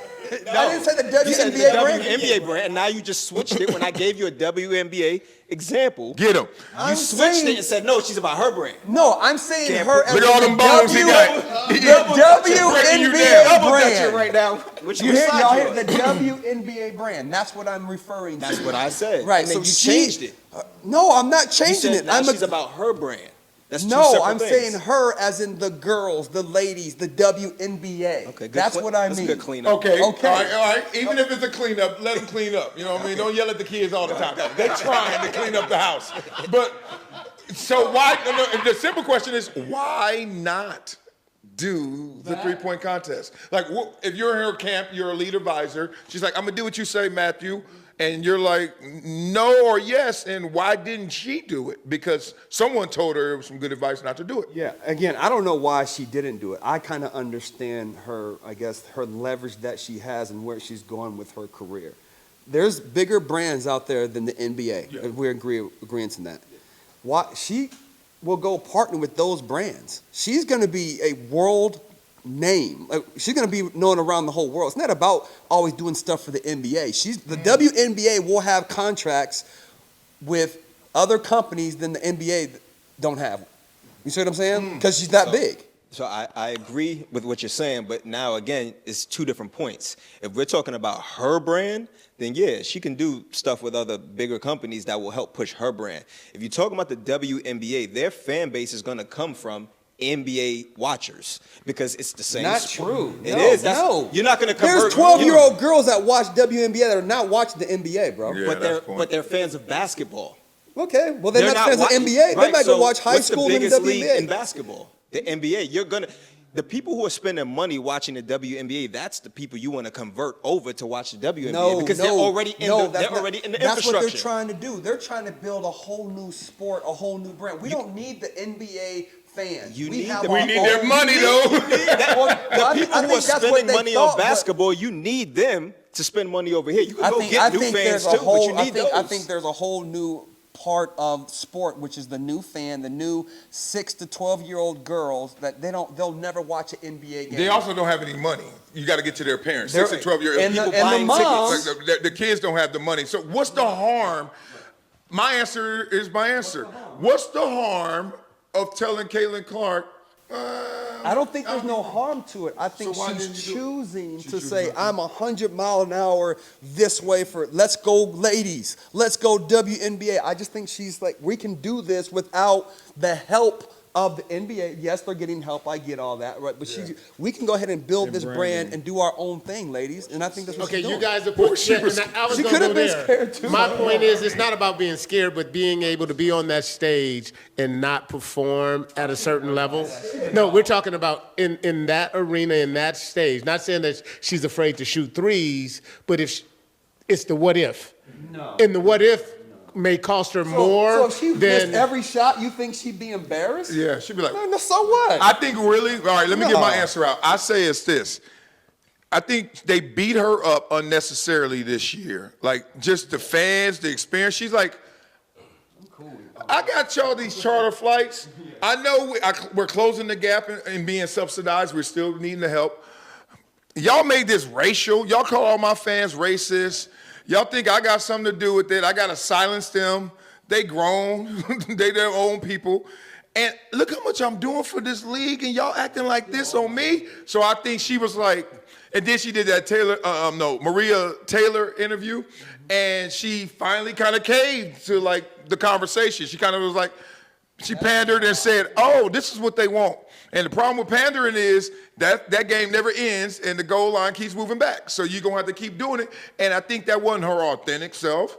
And then I think she's just like, let me drop this down a notch, kind of lean into what we are, get back to what got me here, and stop doing all these other things. That's what it felt like to me. I think that could be true, but also another narrative that I just thought of. So, as Hat said, she wants to push the brand. Now, there's that whole conversation between men and women in WNBA versus NBA, and they always have to kind of take the back seat. Hey, they don't like the conversations of lowering the rim. They don't like how we talk about it. They got a smaller ball, all of this stuff. Now, prior to her coming, Sabrina was known as the best shooter. Yeah. Steph is known as the best shooter. Yeah. Sabrina took that L. Right. So if you're about pushing the brand, maybe it's, hey, I don't want to get in there and possibly lose. Where you going? And now that's two females in a row, back to back. We're supposed to be the best shooters, but when we compete against the men, we're taking that L. That can hurt the brand. Maybe that's what she's thinking. No one expects that. I think it's that more so than it what could be helps the something. brand, what hurts the brand. Well, I'm here to tell them for any brand, like authenticity matters, right? I don't think that's the whole pie, but I think that really matters. And ain't nobody expecting you to do all these things. It's weird, like your own insecurities. This is what we're saying before a game. You can lose a game before you play because you outthinking yourself. Ladies, you're going to take the back seat if you really look at it as a front seat, back seat, because in sports, the big dog wins, right? As you would say. Whoever, if we competing and we taking the gloves off, you lost. You can't beat the men, and you've said this. This is not a diss. So I don't know why she would never want to assert herself fully, because we're not expecting you to beat these men, even if you do. Now, the different lines and all that kind of stuff, we're changing the ball, all that. They've done every abbreviation to their game except lower the rim. You can't be insecure about that. You got to be like, yeah, my hands are smaller. Like, it is. I just don't like when they wrap it up and then put the blame on us, when we're really like, we gonna give audience to whatever we're interested in. WNBA, well, y'all don't give us the same viewership as the men. Y'all not like the men. Y'all not as good as the men. Y'all not doing what the men do. Y'all not even dunking. And in the moment where the NBA has its highest viewership, she has an opportunity to step in there and put on for the brand. Yeah. So it only hurts her to not do it. It doesn't help her to not do it. It would only benefit her to do it. Big conversation there. Doesn't hurt you, but doesn't it ain't hurt helping you. her, but it's not helping. Okay, I'm looking at her endorsements, right? Wilson, Nike, Gatorade, State Farm, Goldman Sachs, Topps, H&R Block, Buick, Bose. None of those brands are like, if you don't shoot against him, we're gonna cut you free. None of them. But if she goes in there and competes against Steph and wins, imagine what those brands do. And none of them said, you know what? If you go win, we'll double your money. It doesn't matter. If she beats Steph in a three-point contest, you don't think her money's gonna go up? You don't think she's gonna get bigger endorsements? No. It's just it's a game. It's a. I don't know. Let me ask you this. Let me ask you this. Is Steph doing it again this year? I think so. No, who was I don't think it works that way. I don't think it works that way. I don't think it's her that money goes immediate. up. I think she becomes more popular, Yeah. and her money will eventually go up. But she's not getting a new deal. And what does that do? What does that do? It builds the brand, right? Builds the WNBA. If she That's what you wins, said. as you were saying, That's right? what you said. That was the goal of why she didn't do it, right? Ooh, No. hey, how about let me marry y'all points. How about this?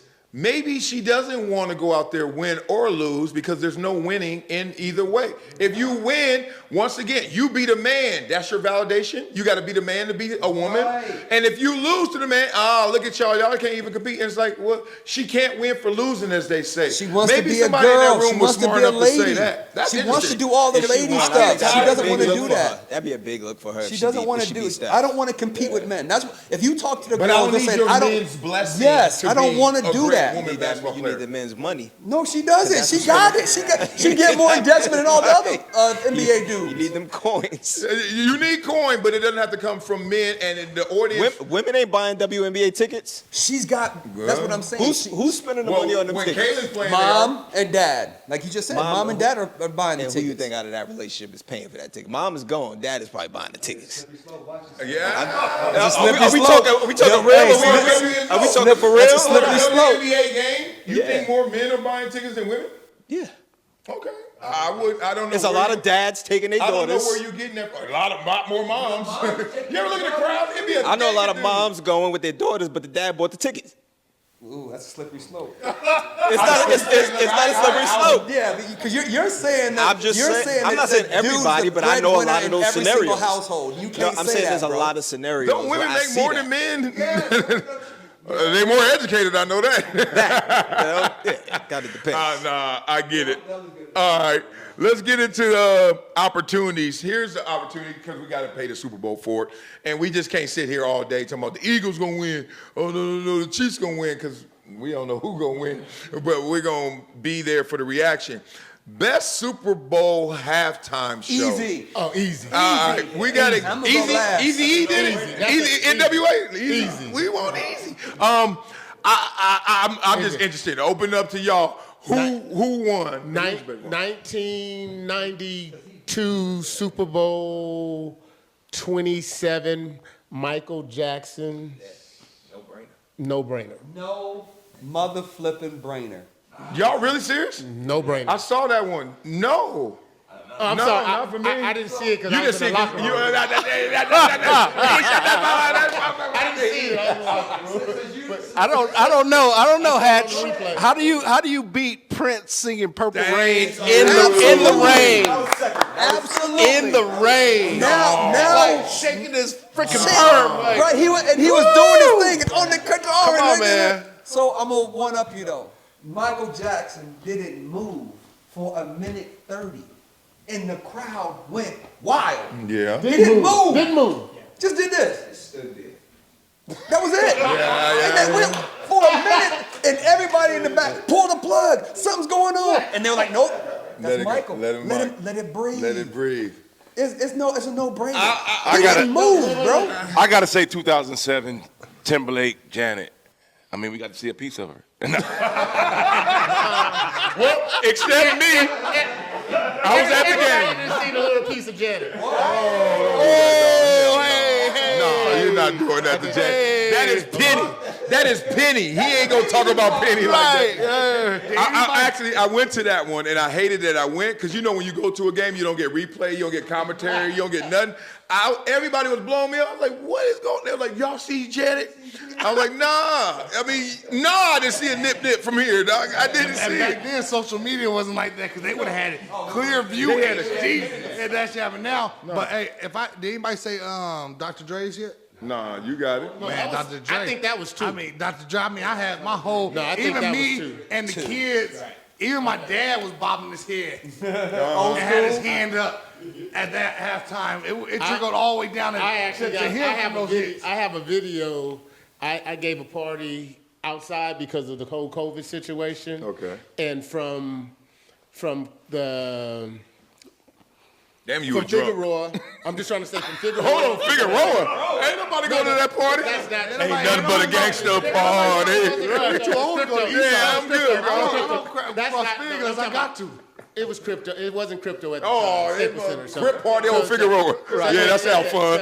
A Crip party on Figueroa. Let's go.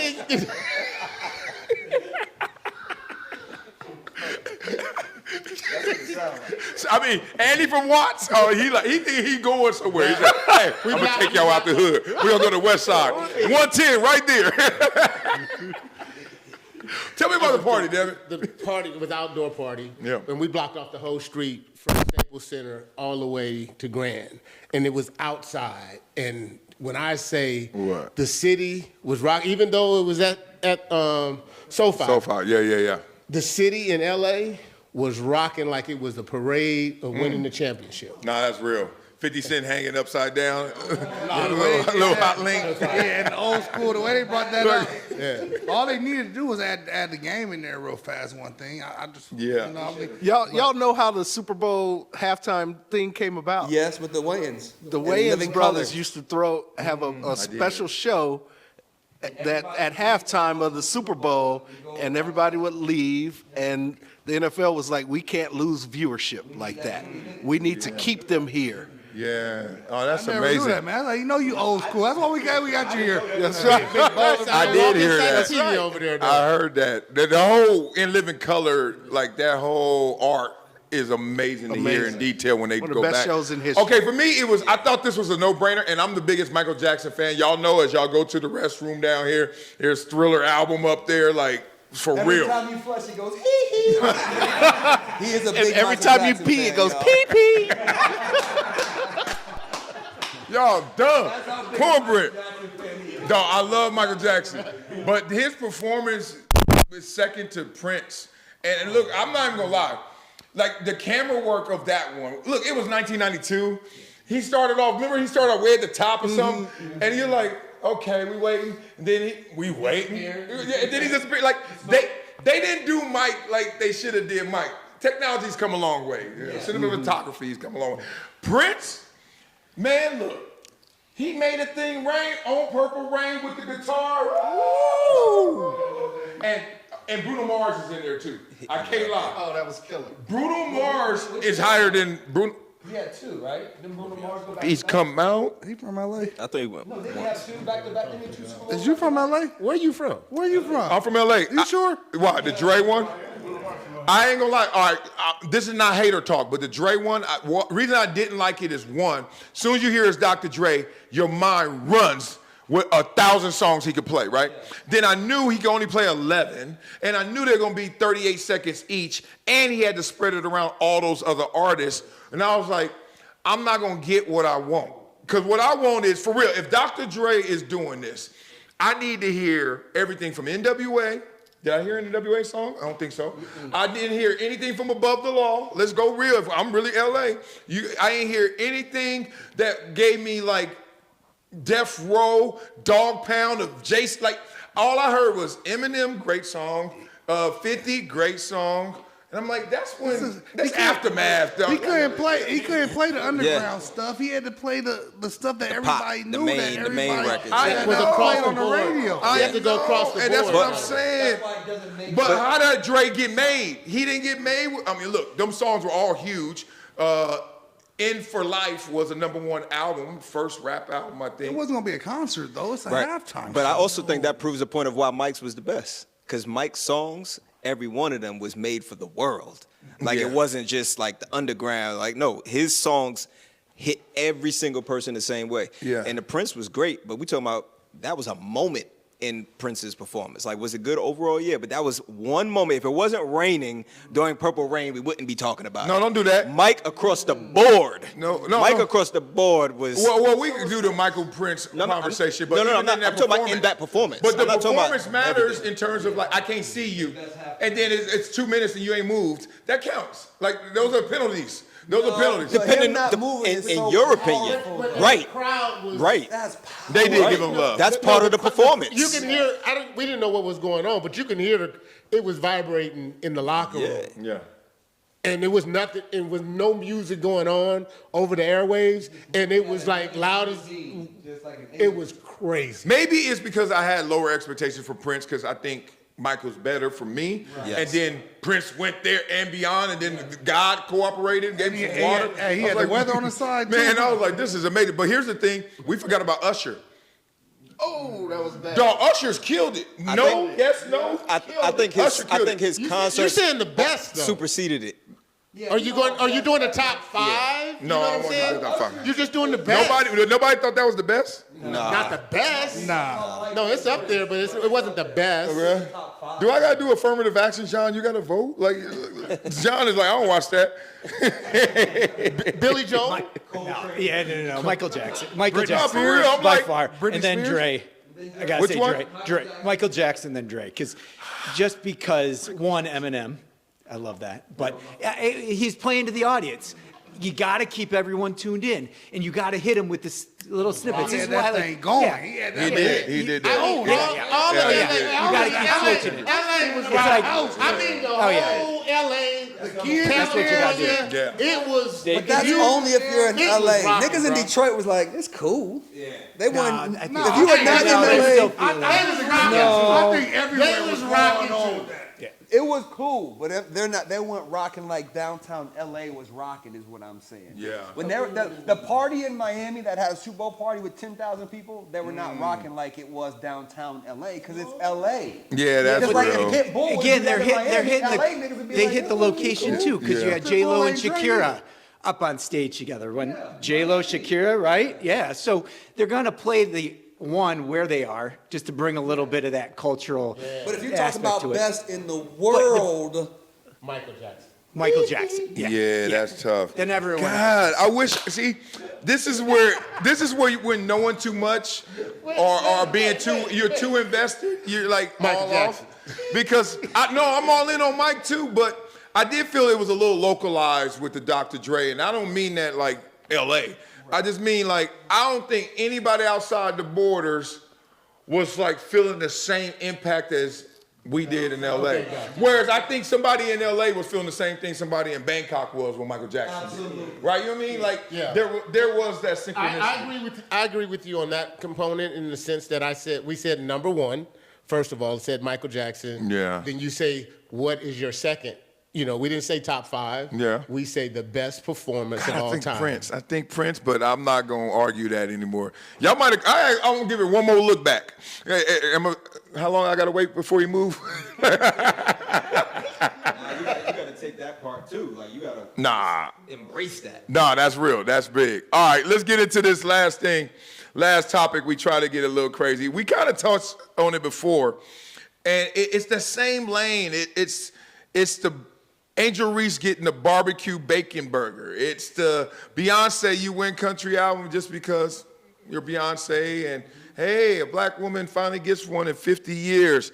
It just feels like there's some pandering going on. I may be wrong, maybe misplacing it, but I want to know, whatever it is it a problem or is it progress when you see things like this? Cultural appropriation almost. Like, people, I know in the black community, I know we like, don't you get your hair braided to go on vacation, white woman, right?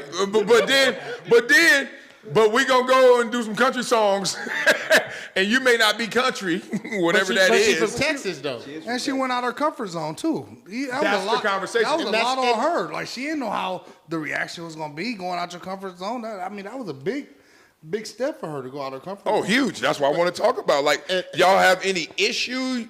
Because look, this is the flip. When what's my boy name? Macklemore and they won the best rap album. White coming to rap is always a conversation, and then you win it. People had a problem. They went out their comfort zone. I mean, whatever it may be. You know what I mean? So there's a conversation in there that we got to get real about. I don't know though, because I'm from Watts. But in my headphones, when I listen to country music. Okay. That's what used to get me hyped. Country music. And I know you over there. Rap wasn't out then, though. So it's different. You know what I'm saying? I'm just saying. I mean, there's a whole lot of... It was that or B.B. King. I mean, you didn't have too many options. I love you. Wasn't too many choices. Damn. But let me just tell you, man. Dang, that's good. I had New Edition. I had a lot of music to listen to at that point in time. And I'm just telling you, country music used to get me hyped for the game. Okay. Now Country- answer the still damn today, question. If you go out and I beat you up right now. Nobody care about that. If you, I'm saying to you. Now answer the question. The question. Were any of them black, first of all? Like, you listen to any black country artists?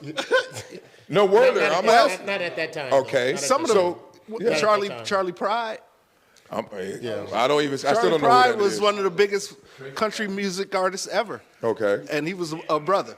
Okay. But also Chuck remember, Berry, too. country music is R&B. Yeah. It's the same thing. down, yeah. A lot of black writers and artists have written some of the bigger country music songs. Facts.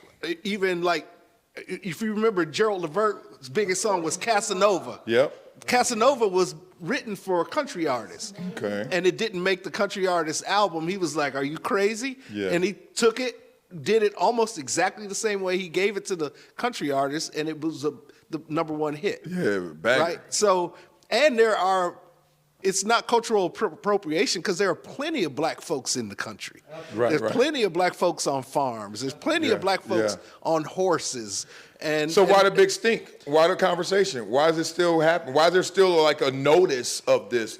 Why is there, first black woman to ever Because going back to our original conversations, week 1 or 2, if it's the first black, we have to say that to let everybody know that it's the first black. It's Okay. just part of, I guess, us getting over the hurdle, if you will, to let everybody know, yeah, we've arrived in this space. So have we progressed from us having outrage over Macklemore winning it? Because I don't know, outside of her album was a banger and their album sucked, why are we outraged when there are white people who live in inner cities, there are white people who listen to rap, there are white people like from Watts, like, why is it, and then when it's like Beyonce, it's like, oh. Well, Beyonce gets a pass.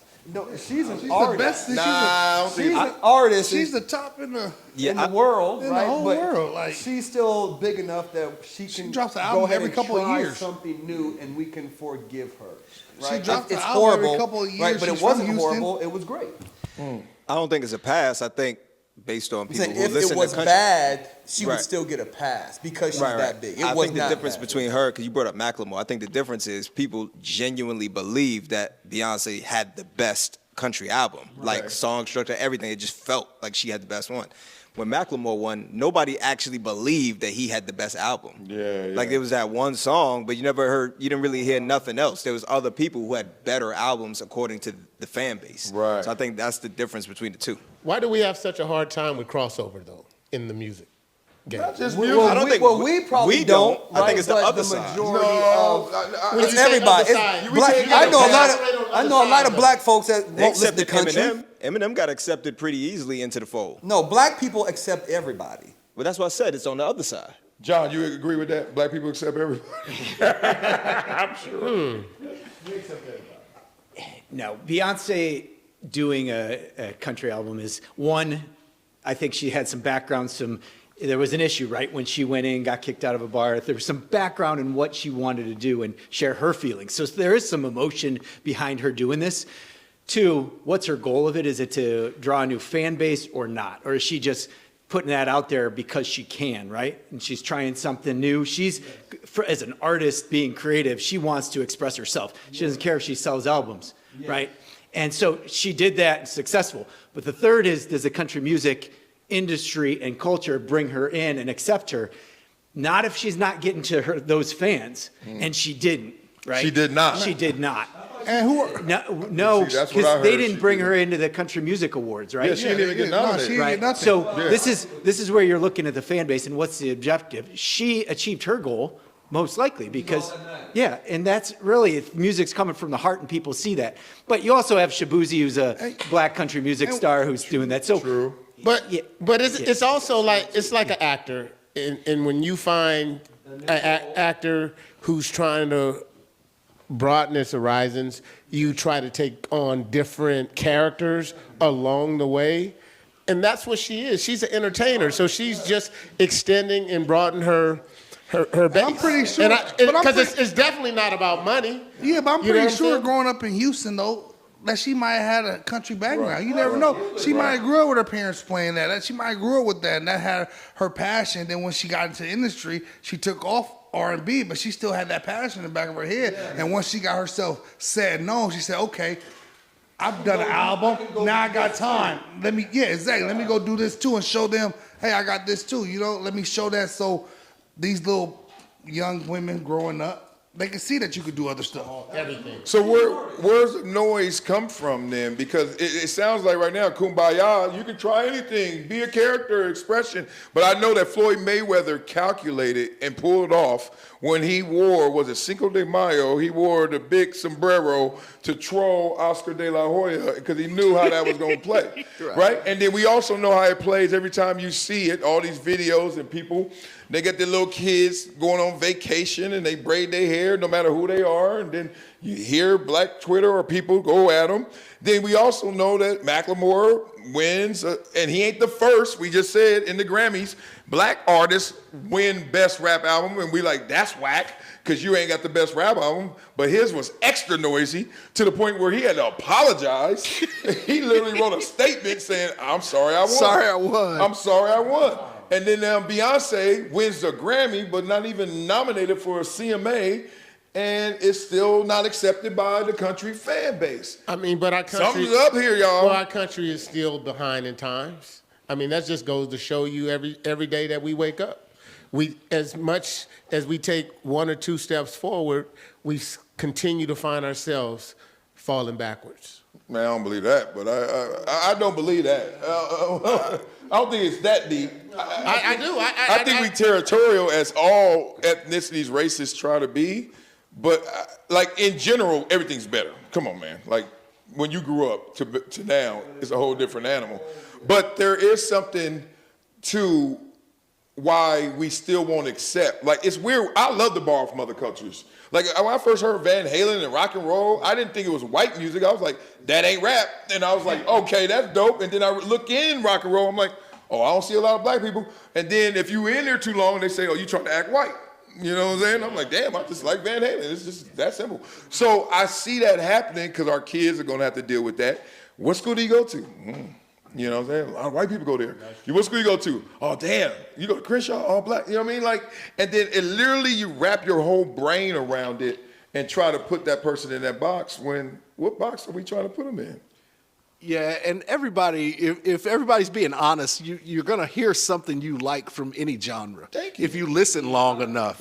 You know what I mean? If you listen long enough and are introduced to it, there's a whole lot of funky shit out there, you know? Smells Like Teen Spirit by Nirvana, in my opinion, is one of the best songs ever. Yeah. You know what I mean? And but think about it. I Will Always Love You was a Dolly Parton song. Yeah. You know what I mean? A House Is Not a Home was written by Burt Bacharach. Yeah. You know, so what's this association? What is this? Why the connotation goes deeper than artists, people just making music, and we all borrow from each other. In NFL, if you run a I-back and then you want to come out the next week and you spread, and because you played with somebody and they wore you out with the spread, it ain't a problem. It ain't that deep. Like, oh, you borrowing from them white people? You acting white? You acting spread? It ain't that. I don't understand life when it gets to that. I feel like he said, like the white people, they feel like they have something that was country and it was theirs and it's only theirs. And now they got Beyonce coming in, dipping, and they're like, oh shit, she good. It's good. All right, we're not gonna bring her into our awards because we want to keep this ours. It's good. And then Grammys looking like this. I don't care. It's good. The world knows it's good, so we're gonna honor her as good. And the country music was like, no, we're still gonna keep this just for us. Yeah. And they shied away from her, you know, because territorial. Yeah, because she was so successful already. In her genre, and they're like, "Don't come over here. Leave us over." Genre. So my point is, I mean, because can you look at DP cousin named DeAndre? Can you be bigger than the brand though? You know, Beyonce steps into something, she's bigger than the whole genre. Yeah. The whole genre. You know what I'm saying?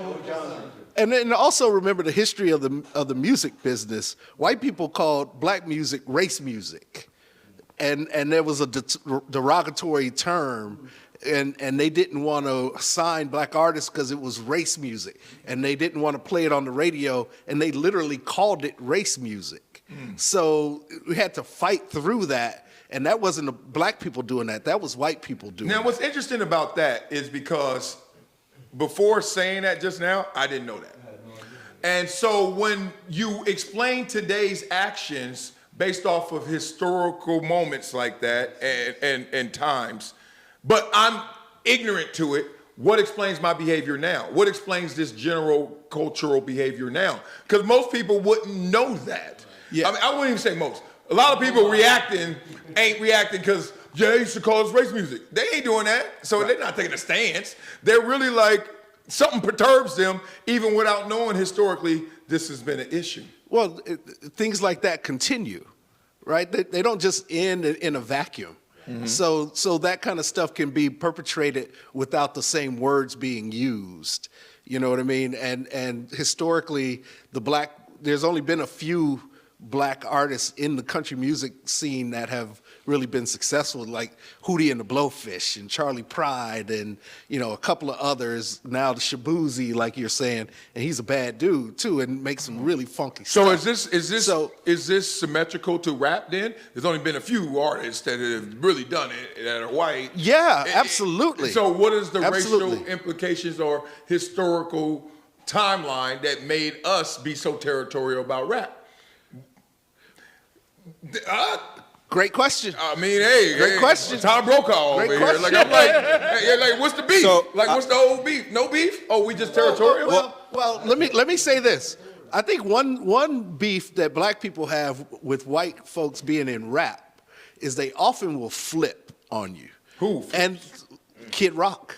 Let's look at the rapper will flip. Let's look at The Kid white Rock. rapper. Let's look at now. Post Malone has gone from an R&B and rap artist to a country artist. Okay, is Kid that Rock has flipping, gone or from is that being. just expanding your? Did Beyonce flip? Beyonce didn't flip. Did Beyonce She flip? was Yeah, but country. Beyonce is doing both now. Well, why are they not doing And, both? well, Just because I see you catching it down. Well, You no, picking I up what I'm can't. dropping down now? I don't know why So they're doing what- both. so Yeah, they he didn't said- flip, though, I is can't my whole answer point. that question. But they didn't flip though. They didn't flip. They're just If she doing didn't something flip, else they right didn't now because they're an artist and they're expanding what they can do in this life, right? But they're going to go back to doing rap later on, if that's okay with you, if they do it after 10 years. Because that's what we're Well, saying. look. They have to do everything when we want them to do it, but it doesn't work like that. I agree with you 100%. But what I'm saying is most people will see that. They're not thinking of it as an artist. As an artist, I'm a writer. I write what I want to write at a given time. Right.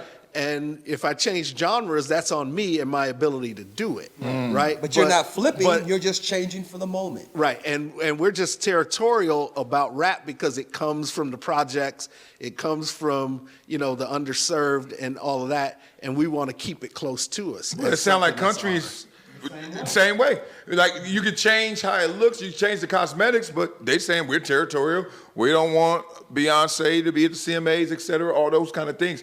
There's a deeper explanation because everywhere we're traveling, we're running into contradiction, right? So we can't say it's racism and race because you're like, well, black people are doing it to their own people and to the white artists that come, right? I'm just trying to like flesh this out. Yeah. I think a lot of it plays into the fact that rap, hip hop culture was black from day one. Like it was created there, and it's kind of, we hold on to that. Now I could be wrong. I feel like I'm right, but I could be wrong. Correct me if I am. Did not country music start from like blues? Was it not derived from like a black sound? And then they There's no such thing as a black sound. I mean, okay, if you want to be, I if you know want to be what you're politically saying, correct, but but I you know know what what I'm saying. But you know what I'm saying. That's what we're talking about, though. Right, We're trying to but you know what I'm saying. There is a such thing as a black It is, because we talking about blues and all of that. Like Really? that was pretty much transitioned into country music. So if they feel like, hey, we're taking this to make ours, but it was originally somebody else's. We're taking this to make it ours. We have this, and now you're coming to take it back. I believe that plays into it because history always repeats itself. I think this whole thing, it all started from, right, when the slaves were going walk-in or, you know, on boats, whatever, and they're having these spiritual moments of singing, right? That's where the Negroes, that's where music came from, right? But I don't call that a black sound, but we can't own it, but it's still, they got the idea from music from us, absolutely. So how does Beyonce? But they had music before slavery. like American slavery. You know? But So, oh, you talking about they have a radio station? And first of all, Did they? Did they? I don't know if they did. I'm gonna let you know, slaves was not walking on no boat. They was laying down. on top of each other too. No, but back to you, Bob. Eyewitness news. Eyewitness news. no, but He said, but you would know. Look on my phone right here. This was me in 1902. Me and So- Jay was laying down. so how does Around on the boat. so how does Beyonce win if she's not nominated? Does she win on sales or? She wasn't nominated For Yeah. CMA. Right, so she But she claims won she a won the Grammy. Grammys. She didn't win a Okay. CMA because she Yeah. wasn't Gotcha. nominated. Yeah, you was at the bar. Well, and see, Hatch, when you say there was a black sound. There white folks sang it with different chords, with different instruments, with different styling. The black folks were singing completely differently. black- Damn, all that different, maybe it was the same. Instruments, yes. Well, no, stop. Everything's different, but it's It was. Wait, no. This isn't even. Hold on. If you're just sitting there, right, and you hear something, right? If they hear it from a white person, does that make it a white sound that they make black? I don't think it's just No, sound. that's not what we're talking about. The black sound came and originated from church and from the blues and Which was from the Negro spirituals when we're in slavery. Right. But once instruments were introduced to it, the bass lines, the drums, the chorus, the chords, the way it was played, the way the background sang. Who made the bass guitar? All of that came Who in. made the bass guitar? What difference does that make? You just if we got the I said the sound, bass if we line. got the sound, the bass sound, and you the and I black. can You have better both have watch the it. same And guitar. No, you got to walk where he gonna lead you to, because you might get shot at. He basically saying white people contributed. Maybe they made the instruments. Maybe they did some, the music sheets, whatever it is. They chipped in, but then you get territorial. Flip, hip hop comes out. White people certainly chipped in. Did we make records? I don't know. Who was the first rock and roll artist? I don't know. Chuck Berry. Okay, I've heard that. But Chuck Berry. Can we not? Where did Well, no, where Elvis? Don't avoid this. We're saying this is a contribution by all, but then you're saying, no, we're going to term this one, and then we're going to say we're going to be territorial. What we're asking is, why are they doing that when there's nothing that's ever been done unified as one race? Like, no, I can't imagine one thing created all the batter is chocolate. All the batter is vanilla. Nah, No question. Okay, because, I'm just making sure. Because you know what? What?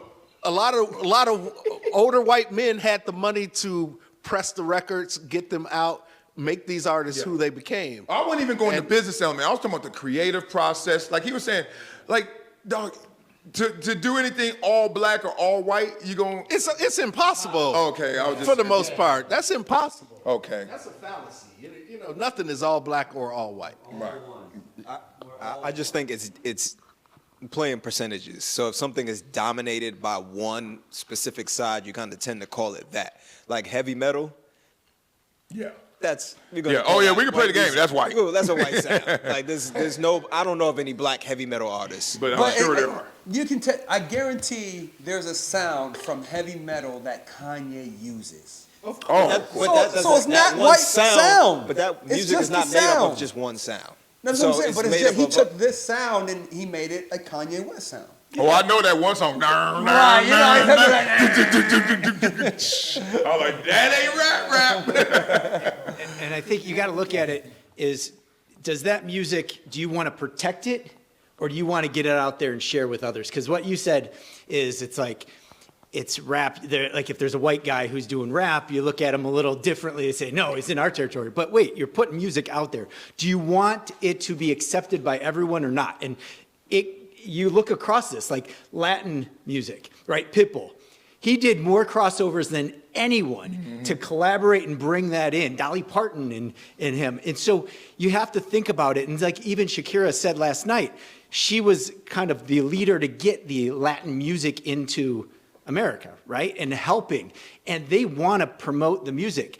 Now, are there cultures or music or genres that they want to hold themselves and keep it? And I liked what you said, Chuck Berry. Yeah, music, get it out there. and they'll say, oh, it's a new sound. Oh, that's black music. But just because he did it, but that sound was adopted by who likes it. So if he was saying, no, you have to only be black to listen to this music, then that changes the dynamic. So you have to be accepting, like, is rap only for blacks? No. Right? Whoa, first of all, blacks, chill. Let me stop. No, I'm not black. Hey. You gonna call us colored? Let me stop playing. Oh, I got jokes. Don't give me that shit. I got your back. I tan really well. Hey, great point. But here's a point to add into it. With that, it's almost they cut off their nose to spite their face. It's like, as an artist, they always say, like, I remember when this hurt my heart. When it was right around when Hammer was huge, and Jazzy Jeff, Fresh Prince, we rocked the house. They got big off of Parents Just Don't Understand. And then Ice Cube decides to act. It was all like this 2-3 year window where I was like, rap that I used to love, and people would be like, turn it off. You couldn't go anywhere and listen to it unless everyone was cool with it, was now like showing itself like to the world. And then those 3 people and more were getting called every name in the book, Ed Wynn. I was like, and now every rapper wants to act. Now every rapper wants to be in the commercials, wants to be big time, wants to have the crossover song. And Drake even had to deal with this, trying to like, I'm gonna take this rap everywhere, and then I'm gonna do that. I'm gonna do what they do over there, and they're gonna get what I got over here. And he still had to deal with the headwind. Probably not a good time to bring up Drake, but point being, all these guys gotta deal with this. And I'm like, so if you dealing with it, why would you deal it? Why would you now say, Eminem, oh, you lucky you with Dre. Oh, Post Malone, oh, you better stay, oh, come on, man. Like, why are we doing this territorial thing when we know it's gonna come back to hurt us as much as help? And people in the industry don't do it as much as people outside of the industry. Great point. Because what you know from being in the music industry is if you're only appealing to black folks, your music's only going so far. You are not going diamond. You're not selling 7 million. You're not selling 5 million. Probably you might peak out at 2, 2.5, maybe if you're getting everybody. But I think Above the Law sold 2 million. But like for you to be big, you got to get everybody. You got to get a cross section, and that's the only way to do it. That's period. It doesn't happen otherwise. I feel like nobody cares about you coming into the genre if they feel like it's naturally you. So it makes me think of the conversation we had earlier. We was talking about if John would feel away if he used the N-word or how we use it. And you said, hey, there's some black people that I wouldn't even feel comfortable with using it.